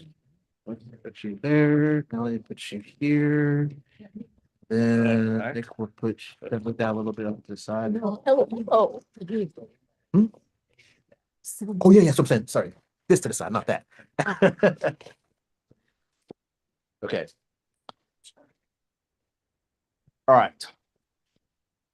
Let's try to make some time and jump right back into our panel. Okay, so this one we'll be focusing on medium and heavy duty fleet charging and grid integration. So to my immediate far left, we have Alan P. Steven, who's the CEO of Energy One Solutions. Next to him, we have John Markovitz, who's the Senior Director of the NYPA. Next to him, we have Lex Forsythe, who is the Chief Operating Officer for Genesis Electric. To my immediate right, we have Natalie Buscemi, who's the Director of the Maryland Clean Cities and Communities Coalition, which I've worked with in the past. Great to see you, Natalie. And then to her right, we have Nick McNulty, who's the Managing Director for Blue Well EV. And so like the previous panel, I will ask a question to each of our panelists, give them a couple of minutes to answer the question, and then we'll go to a quick Q&A. So let me first start with John. Good to see you, John. Can you talk about what are the maintenance challenges involved in operating a high-speed charging network like Bob, New York, across diverse geographic regions? Sure, and what some of the things I'm going to say also apply to the heavy duty sector, because we also build out depot charging for our government fleet customers. And a lot of the same principles apply, but this starts to become critical infrastructure, whether it's public DC fast charging. We currently have a network of 300 DC fast chargers around the state at 70 sites. So that becomes critical infrastructure for people traveling around the state. But the same thing's true at depot charging. And what we learned the hard way really early in the program is that this is specialized equipment. So, we'd have like a charger that would go down in, say, Rochester. And then we call our suppliers and find out, well, the spare parts are like in Italy and they have to go through customs, and the technician who's factory trained on the equipment is in California. We have to fly that person in. So we started writing service level agreements for all our charging projects where we considered the infrastructure critical, so that there were mandatory response times to any kinds of outage on the equipment. And you could imagine on something like a transit bus depot, it's mission critical that these buses roll in the morning. And we'd also mandate that spare parts either be at the depot in the case of like a transit bus garage, or for our public charging network that they're in New York State. So the worst case is, okay, we overnight the part to the technician, and that the factory trained technician has to be resident within the state, so that within 24 hours, we could dispatch somebody and get the site back up and running. So it's critical learning. Yeah, very good. Thank you, John. Natalie, I'd like to direct this question to you. Can you talk about how medium and heavy duty vehicle grid readiness can affect daily charging cycles and route planning for large scale fleets? Yeah, so it really first relies on the type of charger that a fleet is looking to have installed. Maybe level 2 or level 3. Normally, we say level 2 will suffice for the type of project that they're trying to do. To the point we heard earlier from Gabe is that really the level 2 charger will do the job for these types of fleets. Maybe in a small or large scale, that's when maybe if it's on a larger scale, we may suggest level 3 if that's needed, but still level 2 will suffice. And then it also ties into that daily and bi-daily charging. So it really depends on, once again, the fleet size. So if it's a city fleet, or if it's even a university fleet, it may really depend on the type of vehicle. So if it's, let's say, just a regular type of EV car, It might not necessarily need, daily charging should suffice, or it really just depends. But a real life example would be an electric school bus. So for an electric school bus, one of the things that is really tricky is a lot of the concerns we hear is about the routes. How long are the routes? Are buses going to be able to actually charge enough to sustain those routes? Because really the main thing that the local educational agencies, the bus contractors say is the main thing is we need to transport these kids to school. That's the most important thing. And we want to do that in a safe and timely manner. So that's where potentially the charging comes into a play, and they really have to evaluate, do we want to do this on a small scale first, maybe electrify a few buses and see if it's actually going to be feasible. And that's also why it's really recommended that they need to work with their utility before to see what upgrades they're going to need. And it depends on, in Maryland, the type of utility as well. Certain utilities in the past have had rebates or incentives for these types of school districts to do this as well. So it's really a full circle type of ecosystem that they have to really focus on as a whole. And then lastly, in terms of grid resilience, and with electric school buses, continuing with that, because I love talking about electric school buses, is that it's a really great project where these school districts can have solar installed, they can have battery storage installed, because that can help get the grid ready for these types of projects. Because a lot of the times, school districts in Maryland that I've worked with, they're want to do this for the future. They want to get electric school buses now, and then they're building out that infrastructure so they can actually sustain getting 10, 20, 30 electric school buses. So that charging infrastructure is a really, really important part of that. And that's why at MEA we have grants for solar energy storage. I run and manage a medium heavy duty program as well that has electric school buses too. So it's tying that all back together to the funding that we can actually give them. And to Roka's point, we're trying to work with him to see how we can help support those school districts and those schools in Montgomery County to get these buses on the road. So Thank you, Natalie. Appreciate your comments. Lane, I'd like to direct this question to you. Can you talk about how the deployment of on-site storage can mitigate the operational risk of grid instability during peak fleet charging hours? Sure. Well, I would say both stationary and mobile storage. We have to include mobile storage, which is the most important actually. I'm going to try to go quickly through this, but it's complicated. In 2023, NREL published a report that the grid is going to be short of 224 gigawatts. That was in 2023. By the time we didn't know that Mark Zuckerberg was going to build a 1 mile long data center. And today, what it's going to be, nobody really knows. We're talking about a lot of cogeneration. But that study did not include, for example, the impact of heavy duty. Okay, let's talk about the Class 8.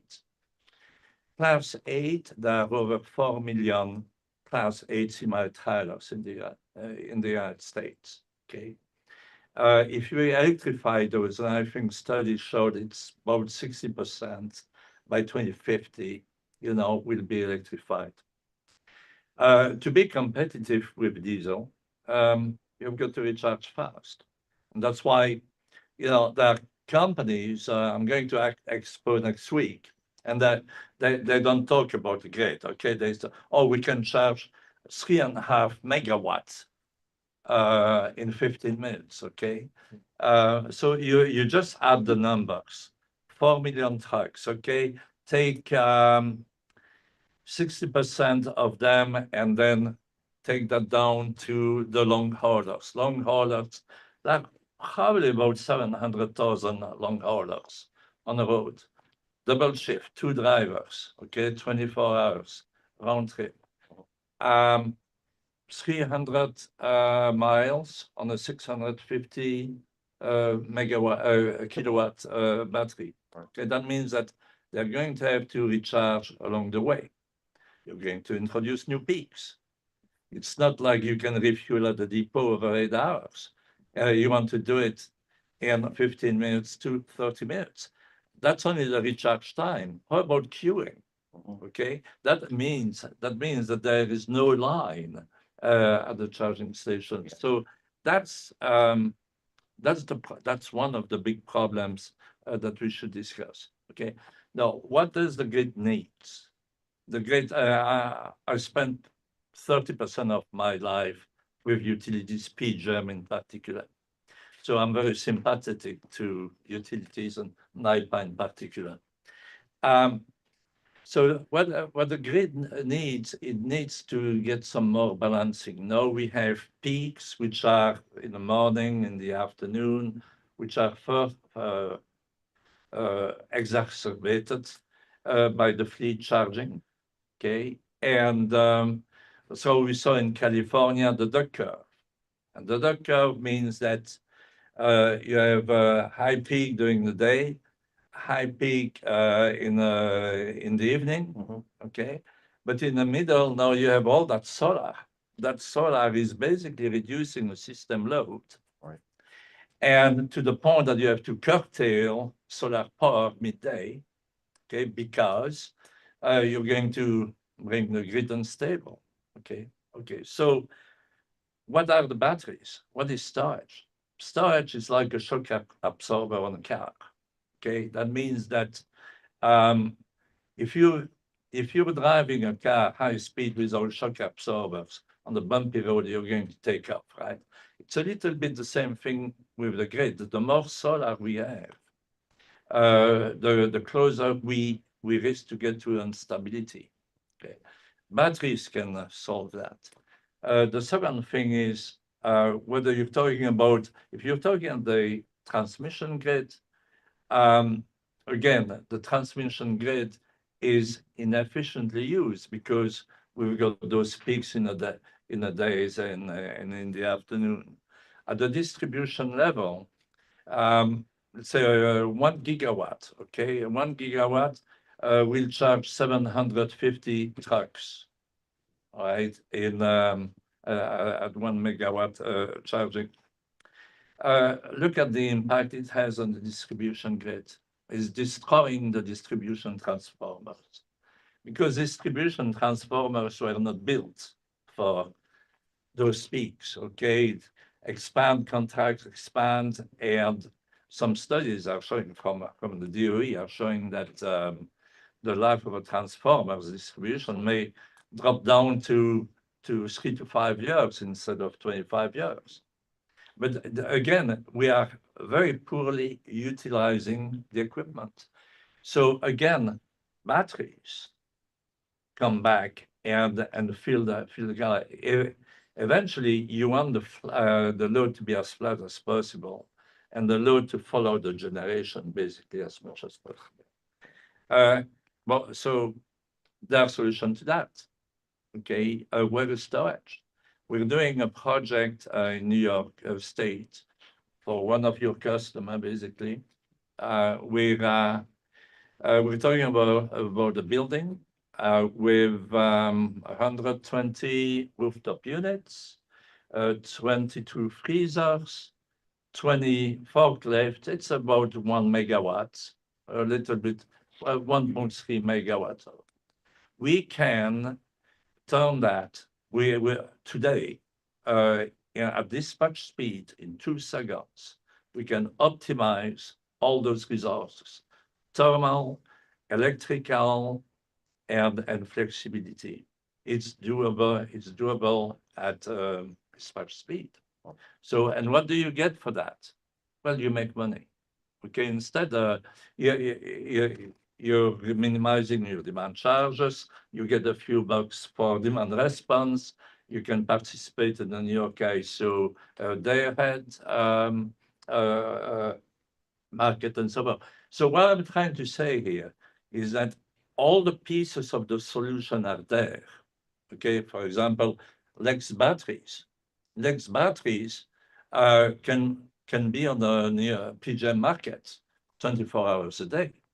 Okay, part of them are on the road, they make money on the road, and the ones that are in the swapping stations, well, they sell grid services to PGM and to Pepco and to BG&E and so forth, Canadian, NYPA. So what do you get for that? You get money. And we did study once for Carnegie Zone a few years ago. We showed that we could bring the TCO of a school bus, for example, in way below the one of a diesel. After 14 years, we showed that the TCO would be zero. Well, I know it. I talk too much. Still say that? Don't say that? Oh, no. Thank you for your comments, Lane. Really appreciate it. Lex, I want to direct this question to you. Can you talk about the e-truck/battery as a service model, and how can that model disrupt traditional trucking investment cycles, particularly regarding battery ownership and maintenance?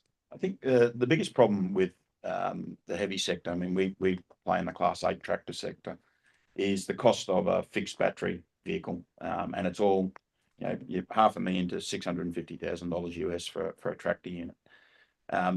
When you've got the battery fixed to the asset, that's where that becomes cost prohibitive for the fleet operator, but also the duty cycle's not right. They can't get the duty cycle that they need to efficiently pay that asset off. When you decouple the battery from the asset and make the battery a source of energy, I mean, Elaine's just spoken about what our batteries can do, being having a bidirectional play in the market, as well as being an energy source for trucks.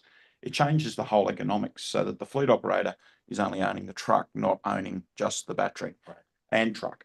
So it allows different investment structures. It allows for generation, SoCal Edison owning batteries can use those batteries to stabilize their grid, but also then have a second revenue source for that in energizing trucks.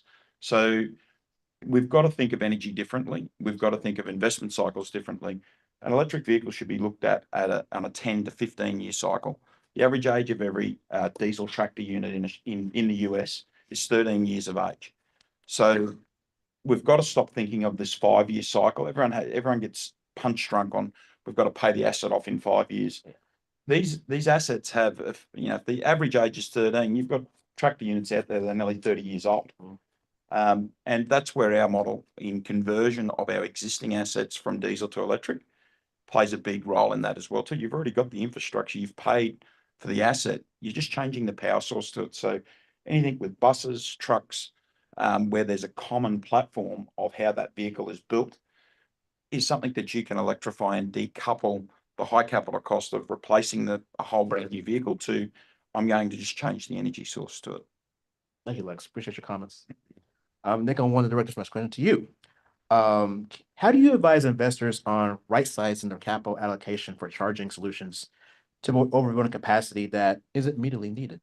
It's a great question. I think one of the number one things we run into, especially with fleets, is the owner of these fleets not understanding that fleet charging is different than charging at a gas station or charging in a multifamily setting, right? It's about understanding what your use case truly is for how that fleet is going to be managed, right? And what I mean by that is not only is it at the equipment level, but it's understanding how the charging stations are put in, how much energy is going to be needed, how that's going to be incorporated into the physical layout of your site, the available power from the utility company that's involved, the hardware that you're selecting and the longevity of that hardware, and then the software that's going to support that, right? So a lot of times we see people that, they might have a fleet with multiple different types of charging stations and they're managing 8 different options and they don't know how to kind of pull all that together. And it's understanding that there are softwares out there that can do that for you. It's right sizing the number of stations that you're going to have at your site so that maybe you don't need a bank of 5 DCFCs to charge your fleet that's going to eat up your entire budget for EV charging, but it's a variety of, okay, we need a bank of L2s for daily charging, maybe 1 DCFC for immediate charging or emergencies, or somebody forgot to plug in last night or whatever that looks like, right? And then it's supporting that fleet through possibly charging it at home if people are allowed to take vehicles home, and having that and being able to manage those chargers all under the same network so that a fleet manager isn't pulling their hair out trying to manage all these different things. Right? I'll use just real quick 3 real world examples of what we've looked at for fleets. Baltimore DGS had a bunch of their fleet vehicles that they converted over to EV. They didn't have any charging stations. Now what do? Right? So we took a look at what they needed from what they had, and we said, okay, if you have 13 level 2 chargers and 1 DCFC that will support all of your needs, right? And it was able to accomplish that. If you look at DC School Bus, they went out and bought a bunch of EV buses. And they said, all right, we're going to put an even number of L2s on every school bus site that we store the buses at. Well, what they didn't realize is that every site had a different demand from the utility company. So you've got one site that's going to be $100,000 to bring power to. You've got one that's going to be $60,000, and you've got one that's going to be $20,000.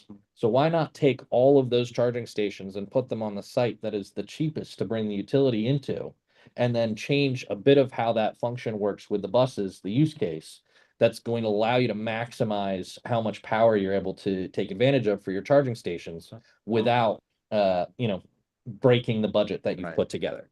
My last example, great one in my opinion, Montgomery County didn't have enough sites and locations where they could put charging for the entire county.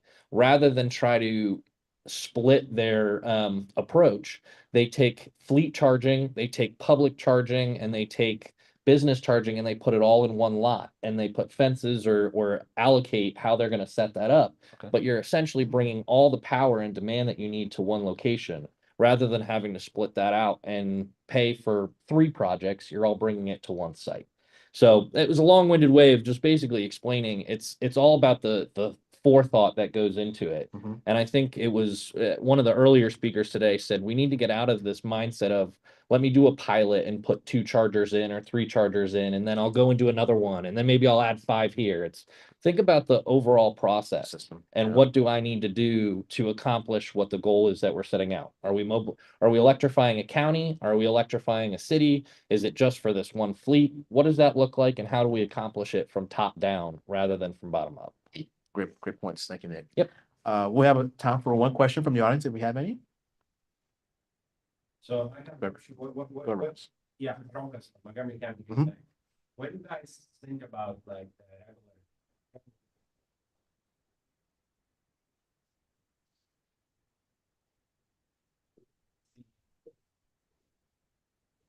when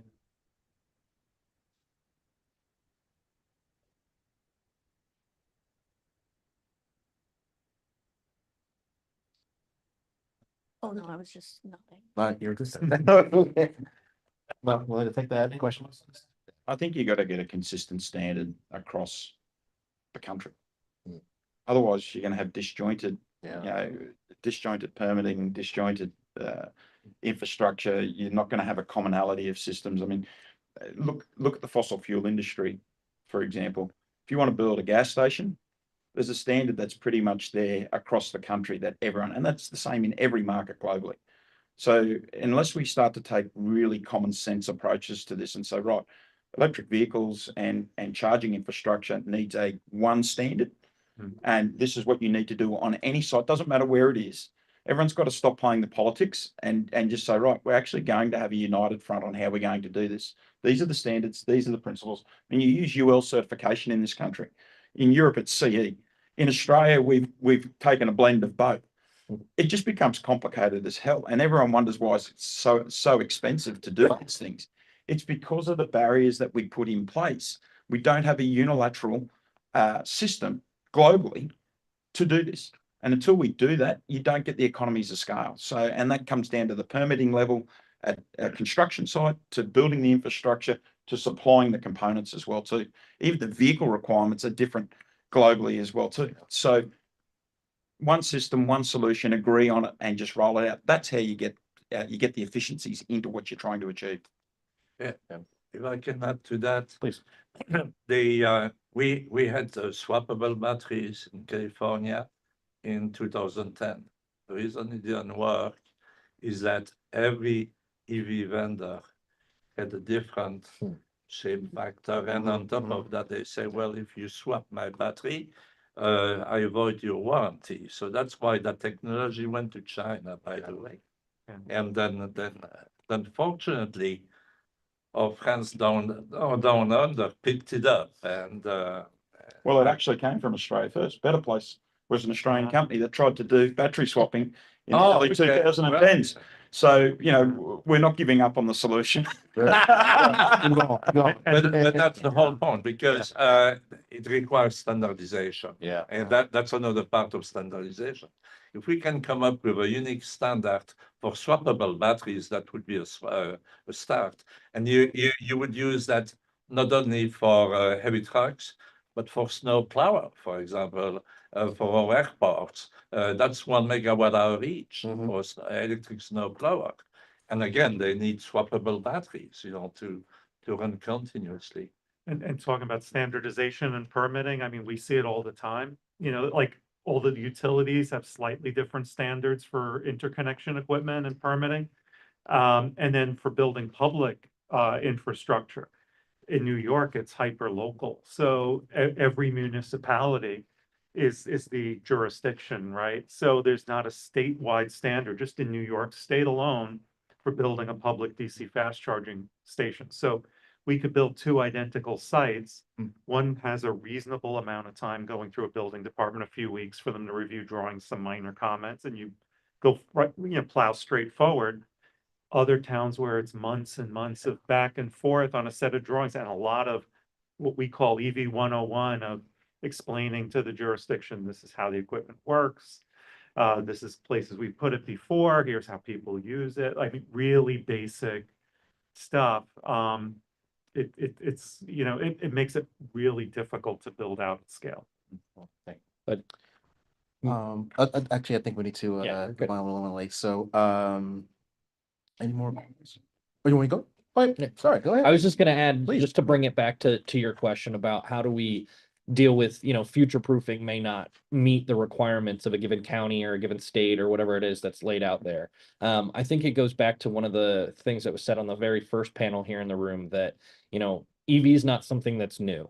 While it is something that's new, that's being, I'll say, policied out, right? What I would suggest we need to start seeing is some cooperation between the agencies that oversee these things, which we definitely see with MEA, but and then the way in which that it's going to be rolled out. So it's one thing to put a benchmark out there and say by 2030 we want to see this much EV that's out there, but it's another to have programs, incentives, and policies that back that mentality, right? So for us, what we do is we try to work with the agencies that are out there to say, okay, if the goal is to be here and you've set this benchmark for new builds to have this much EV or this much access to it, then possibly through the budgeting that they have allocated to them, maybe future proofing checks half of that box. And then what they can get to is here. When you're retrofitting, it's much different than if you're building new, right? So if you're building new, there's an expectation that's set, you've got to hit it. When you're going to do retrofit, you've got to deal within the parameters of what's real, right? And so to say this is the benchmark, hit it, but then there's nothing to help support you to get there, it's unrealistic. So we work a lot with different agencies, with different groups in the government to try to help right size again the policies that help us get to the point where you can meet these goals that are set out there. So hopefully that answers your question. Thank you. All right. Well, let's thank our panelists. And we will now transition to our roundtable introduction and hybrid wrap up. And I'm gonna pass the mic to Matt. Right. Set up. Stay here. I'll go here. I gotta get my case here. Yeah, that's perfect.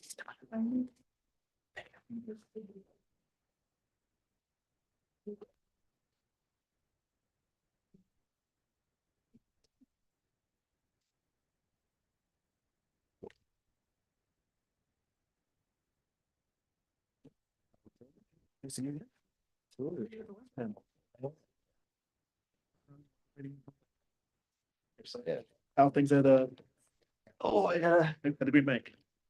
Good. This year. Yeah, try to see.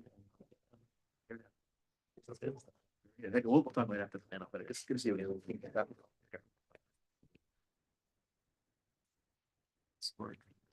Questions. Started. Prices or something. Actually, I don't think so. Because I think we now have that. Okay.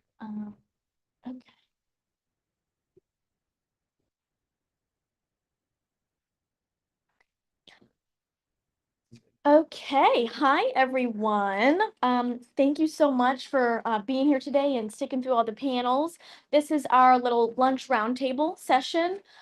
With mostly all of us are in person. We may have another person join us live, but we'll wait and see if he comes back. But I'm just going to do a little introduction with the two people who are up here with me now. So on my right, I have Monica Walters. Oh no, hold on, I'm so sorry. Do you want to introduce where you work for? I don't. Oh, sure. No problem. I'm Monica Walters. I'm CEO of Modern Energy Solutions. What we do is basically, to just tie a bow on it, is capacity infrastructure in a way that we could be that piece in the grid, the piece that's missing out of that gap between the end user and the grid. So that's basically it. Yeah, that's perfect. And then on my left, I have Tim. He is from as we heard from Rokas, we have he's from Montgomery County Green Bank as well. So I'm gonna get right into the questions.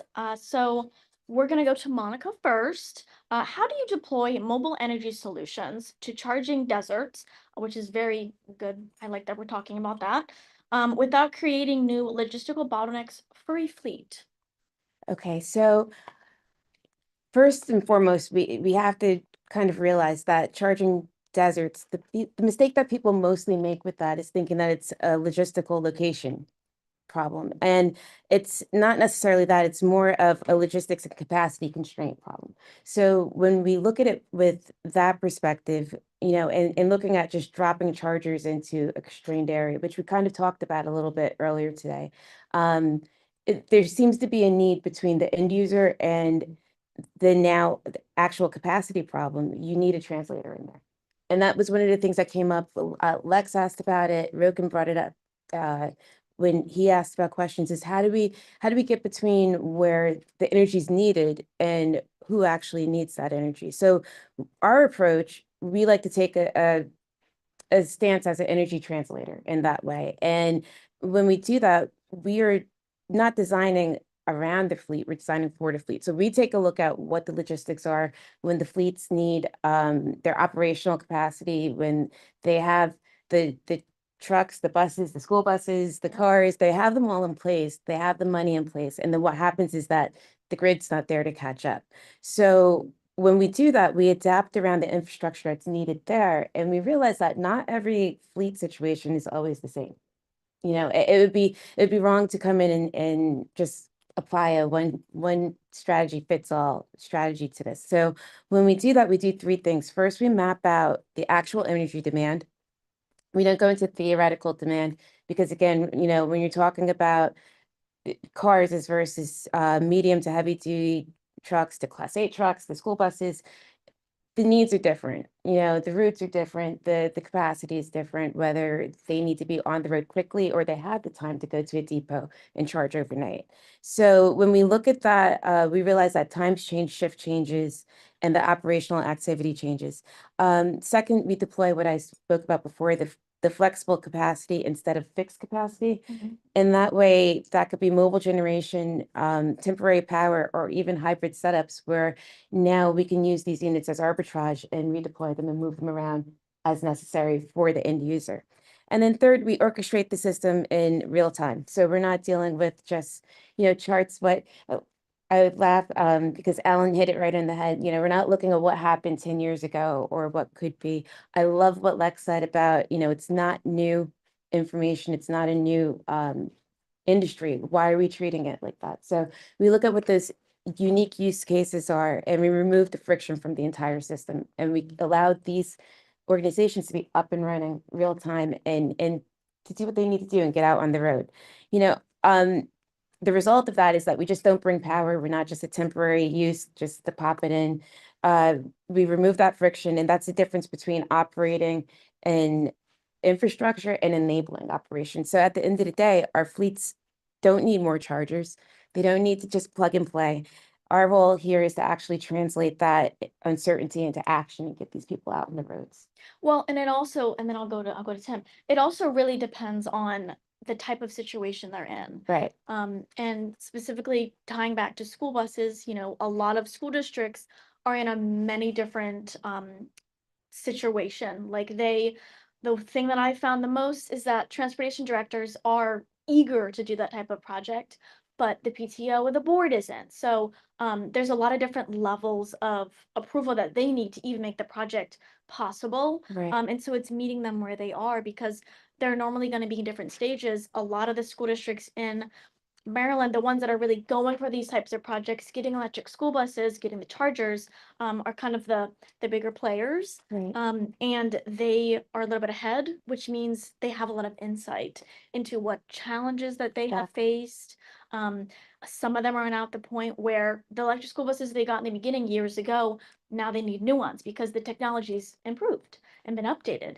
So it is always a struggle. Yeah, absolutely. And that's basically what we see in the industry from where we stood. And even when coming in and starting, we applied ourselves as charging as a service and thought that like, okay, that's where we belong. And then as everything started unfolding, we realized that, you know what, it's not as simple as just charging as a service. It's Yeah. you have to understand, like you said, where everybody's coming from, what they're looking at. To just touch back on, you had mentioned school buses and the PTOs and whatnot. We saw that in a lot of cases where, again, the grants came in, the equipment came in, but no one really understood. And there was so many people that had an answer, they didn't have a solution. So we have to have a way that we could tie into, or that piece, and that's what MOD does.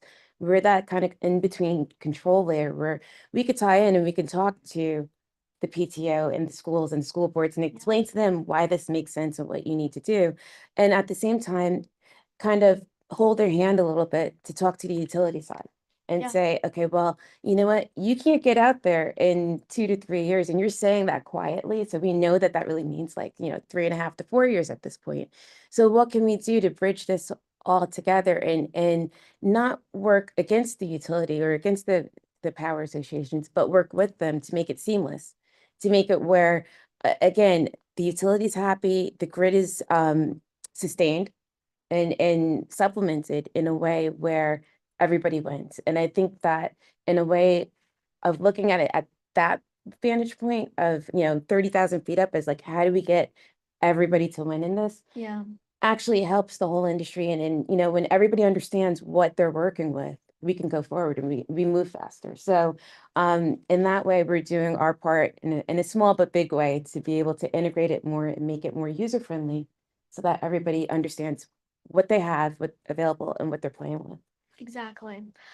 Tim, I'm gonna go to you now. So, how do you standardize the risk assessment for sustainable financing to make it more accessible for diverse clean energy projects? Yeah, thank you. My question is a little bit broader. I see it doesn't pertain to maybe just EV infrastructure per se. It applies to kind of what we do. And thank you, Salima, for the question. You recognize we do. Yeah. We have EV charge stations, right? Projects. We have solar. We have net zero building retrofits. So we do a variety of projects. And the question is a very good question. Actually, two questions I realized. The first part is how do you standardize, right, risk? And then how do you make it accessible to borrowers? So there's two questions, right? So to start, how do we standardize risk, right? Under our underwriting procedures, they fall into three buckets pretty much. One is their project, right? It's project financing. So you look at cash flows. You look at any incentives, like MEA grants, government incentives that goes in there. And a lot of that also, we look at energy savings, right? Solar project, for example, there should be some energy savings on top of decarbonization for the county, for everybody. And then the second bucket is the guarantor strength, right? The projects are weak. Do you have a stronger guarantor? Is there any other credit enhancement, or do you have participants in the structure that kind of de-risk yourself? And then thirdly, it was the structure of the projects, right? Are you subordinated? Are you senior? Are you pari passu with somebody? Are there participants? So kind of like having other participants that helps you de-risk the projects. So kind of like this is how we look at the risk. And then with that, we have a market rate assigned, right? This project should be 8%, 10% deal. However, that may not be the rate we charge the borrower. Right? Understand our risk. We know where the market should be. And here comes the second part, right? Is affordability, accessibility part. One is we need to be flexible. right? Our rates could be lower than market, right? Or structurally could be taking on a little bit more risk. For example, one transaction, talking to the borrower, co-lenders, and they deem we actually in a preferred equity structure. There's no collateral, but there's cash flow guarantee, but there's no hard assets. For some lenders, they walk away with that, right? They're not accessible. If you are a conventional bank, you're not even lending. We could lend, right? We could take a little bit more risk, right? So structurally, we're allowed to take a little more risk, be the lender of last resort. And secondly, the affordability component. Well, the market rate tells us this risk should be an 8% deal, but this borrower can only afford 4%. There's no economics left. If you charge 8%, there would be no deal, right? No decarb, nothing, no impact. So we can charge 4%. There are times that we know we have to charge 3 to 4% and become deeply discounted to the market. And then we have a transaction, right? That goes with solar, that has gone with some multifamily development deals. We know that this has got to be an 8 to 10% construction risk deal, but it's a net zero building and the sponsor is not making much money. So we went with 4%, right? And also structurally, we could be creative. Other lenders go on a 15-year amortization schedule. We could do 20 years, right? Extending the amortization schedule that can lower the debt service and that puts less pressure on the borrower. So again, we have flexibility in our terms that makes it more accessible for borrowers. All that comes with analysis separately on top of credit risk analysis that with impact analysis, right? In terms of how much community impact this is making and how much energy, clean energy impact is making. So if it meets our hurdles and we are allowed to go below what the risk tells us we should lend at, and our structurally could be a little more flexible. So with that, we can provide this more accessible capital to the market. Awesome. Well, those were all the questions that we had. Does anyone have any questions for us while we're up here? Yes. Questions for the market. So you've been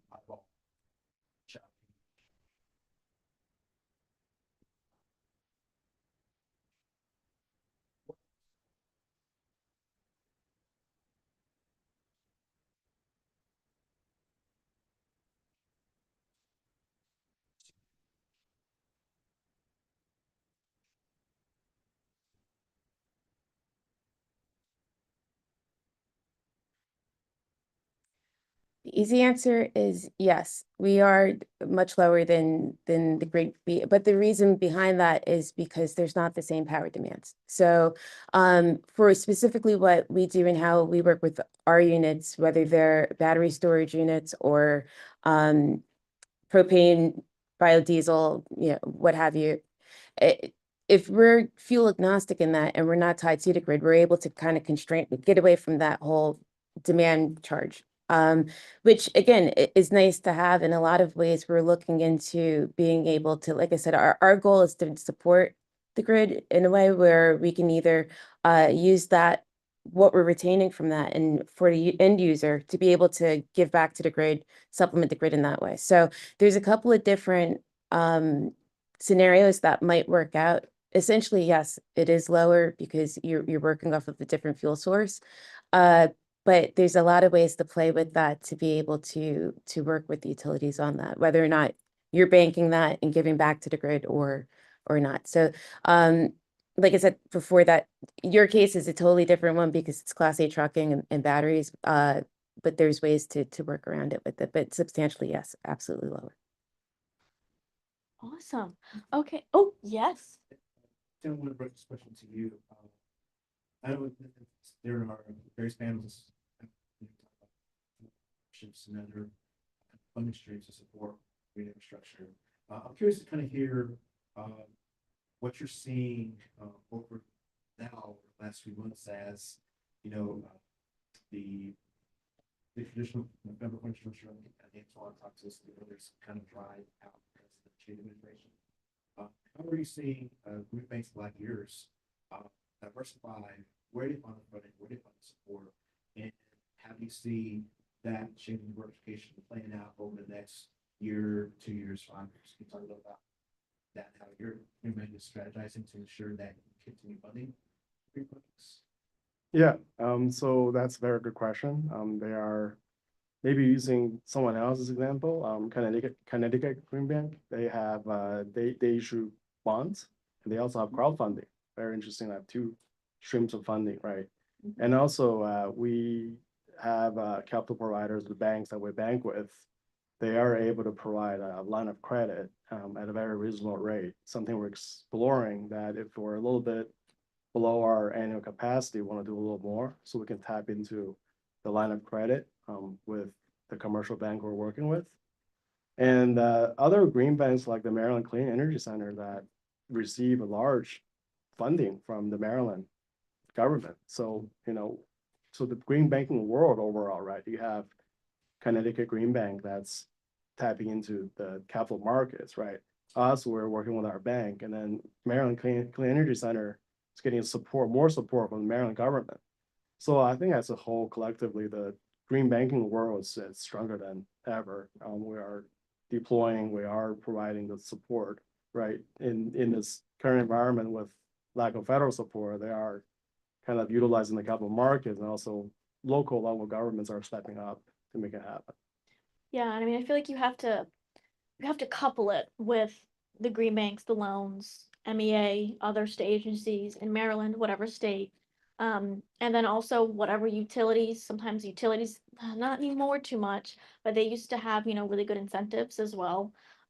You have to couple it, and that's why you have to have those partnerships established so that you can bridge that gap of funding. Because for my example, I work with a lot of different fleets in Maryland, because I run the medium and heavy duty zero emission vehicle grant program, and a lot of those fleets, their main struggle is not necessarily the vehicles, it's the charging infrastructure. And so the one way I can help mediate that is actually to have funding for chargers in the program. And so we're hoping to have that in fiscal 27 that will launch in July. And so I wouldn't have known that if I didn't have those communications with them. It's one thing to have a grant or, a loan or whatever, and not actually speak with that grantee, that fleet, to get their firsthand experience in the field.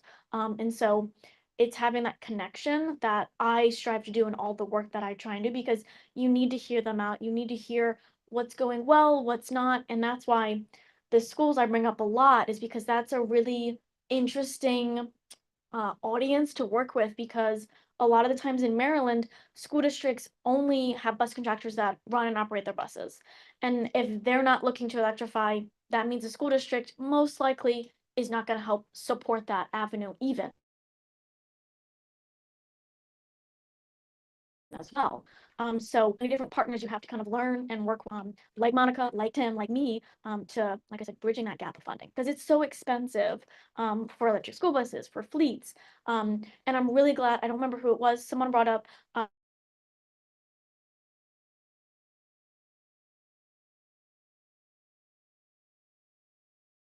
to have done that as well.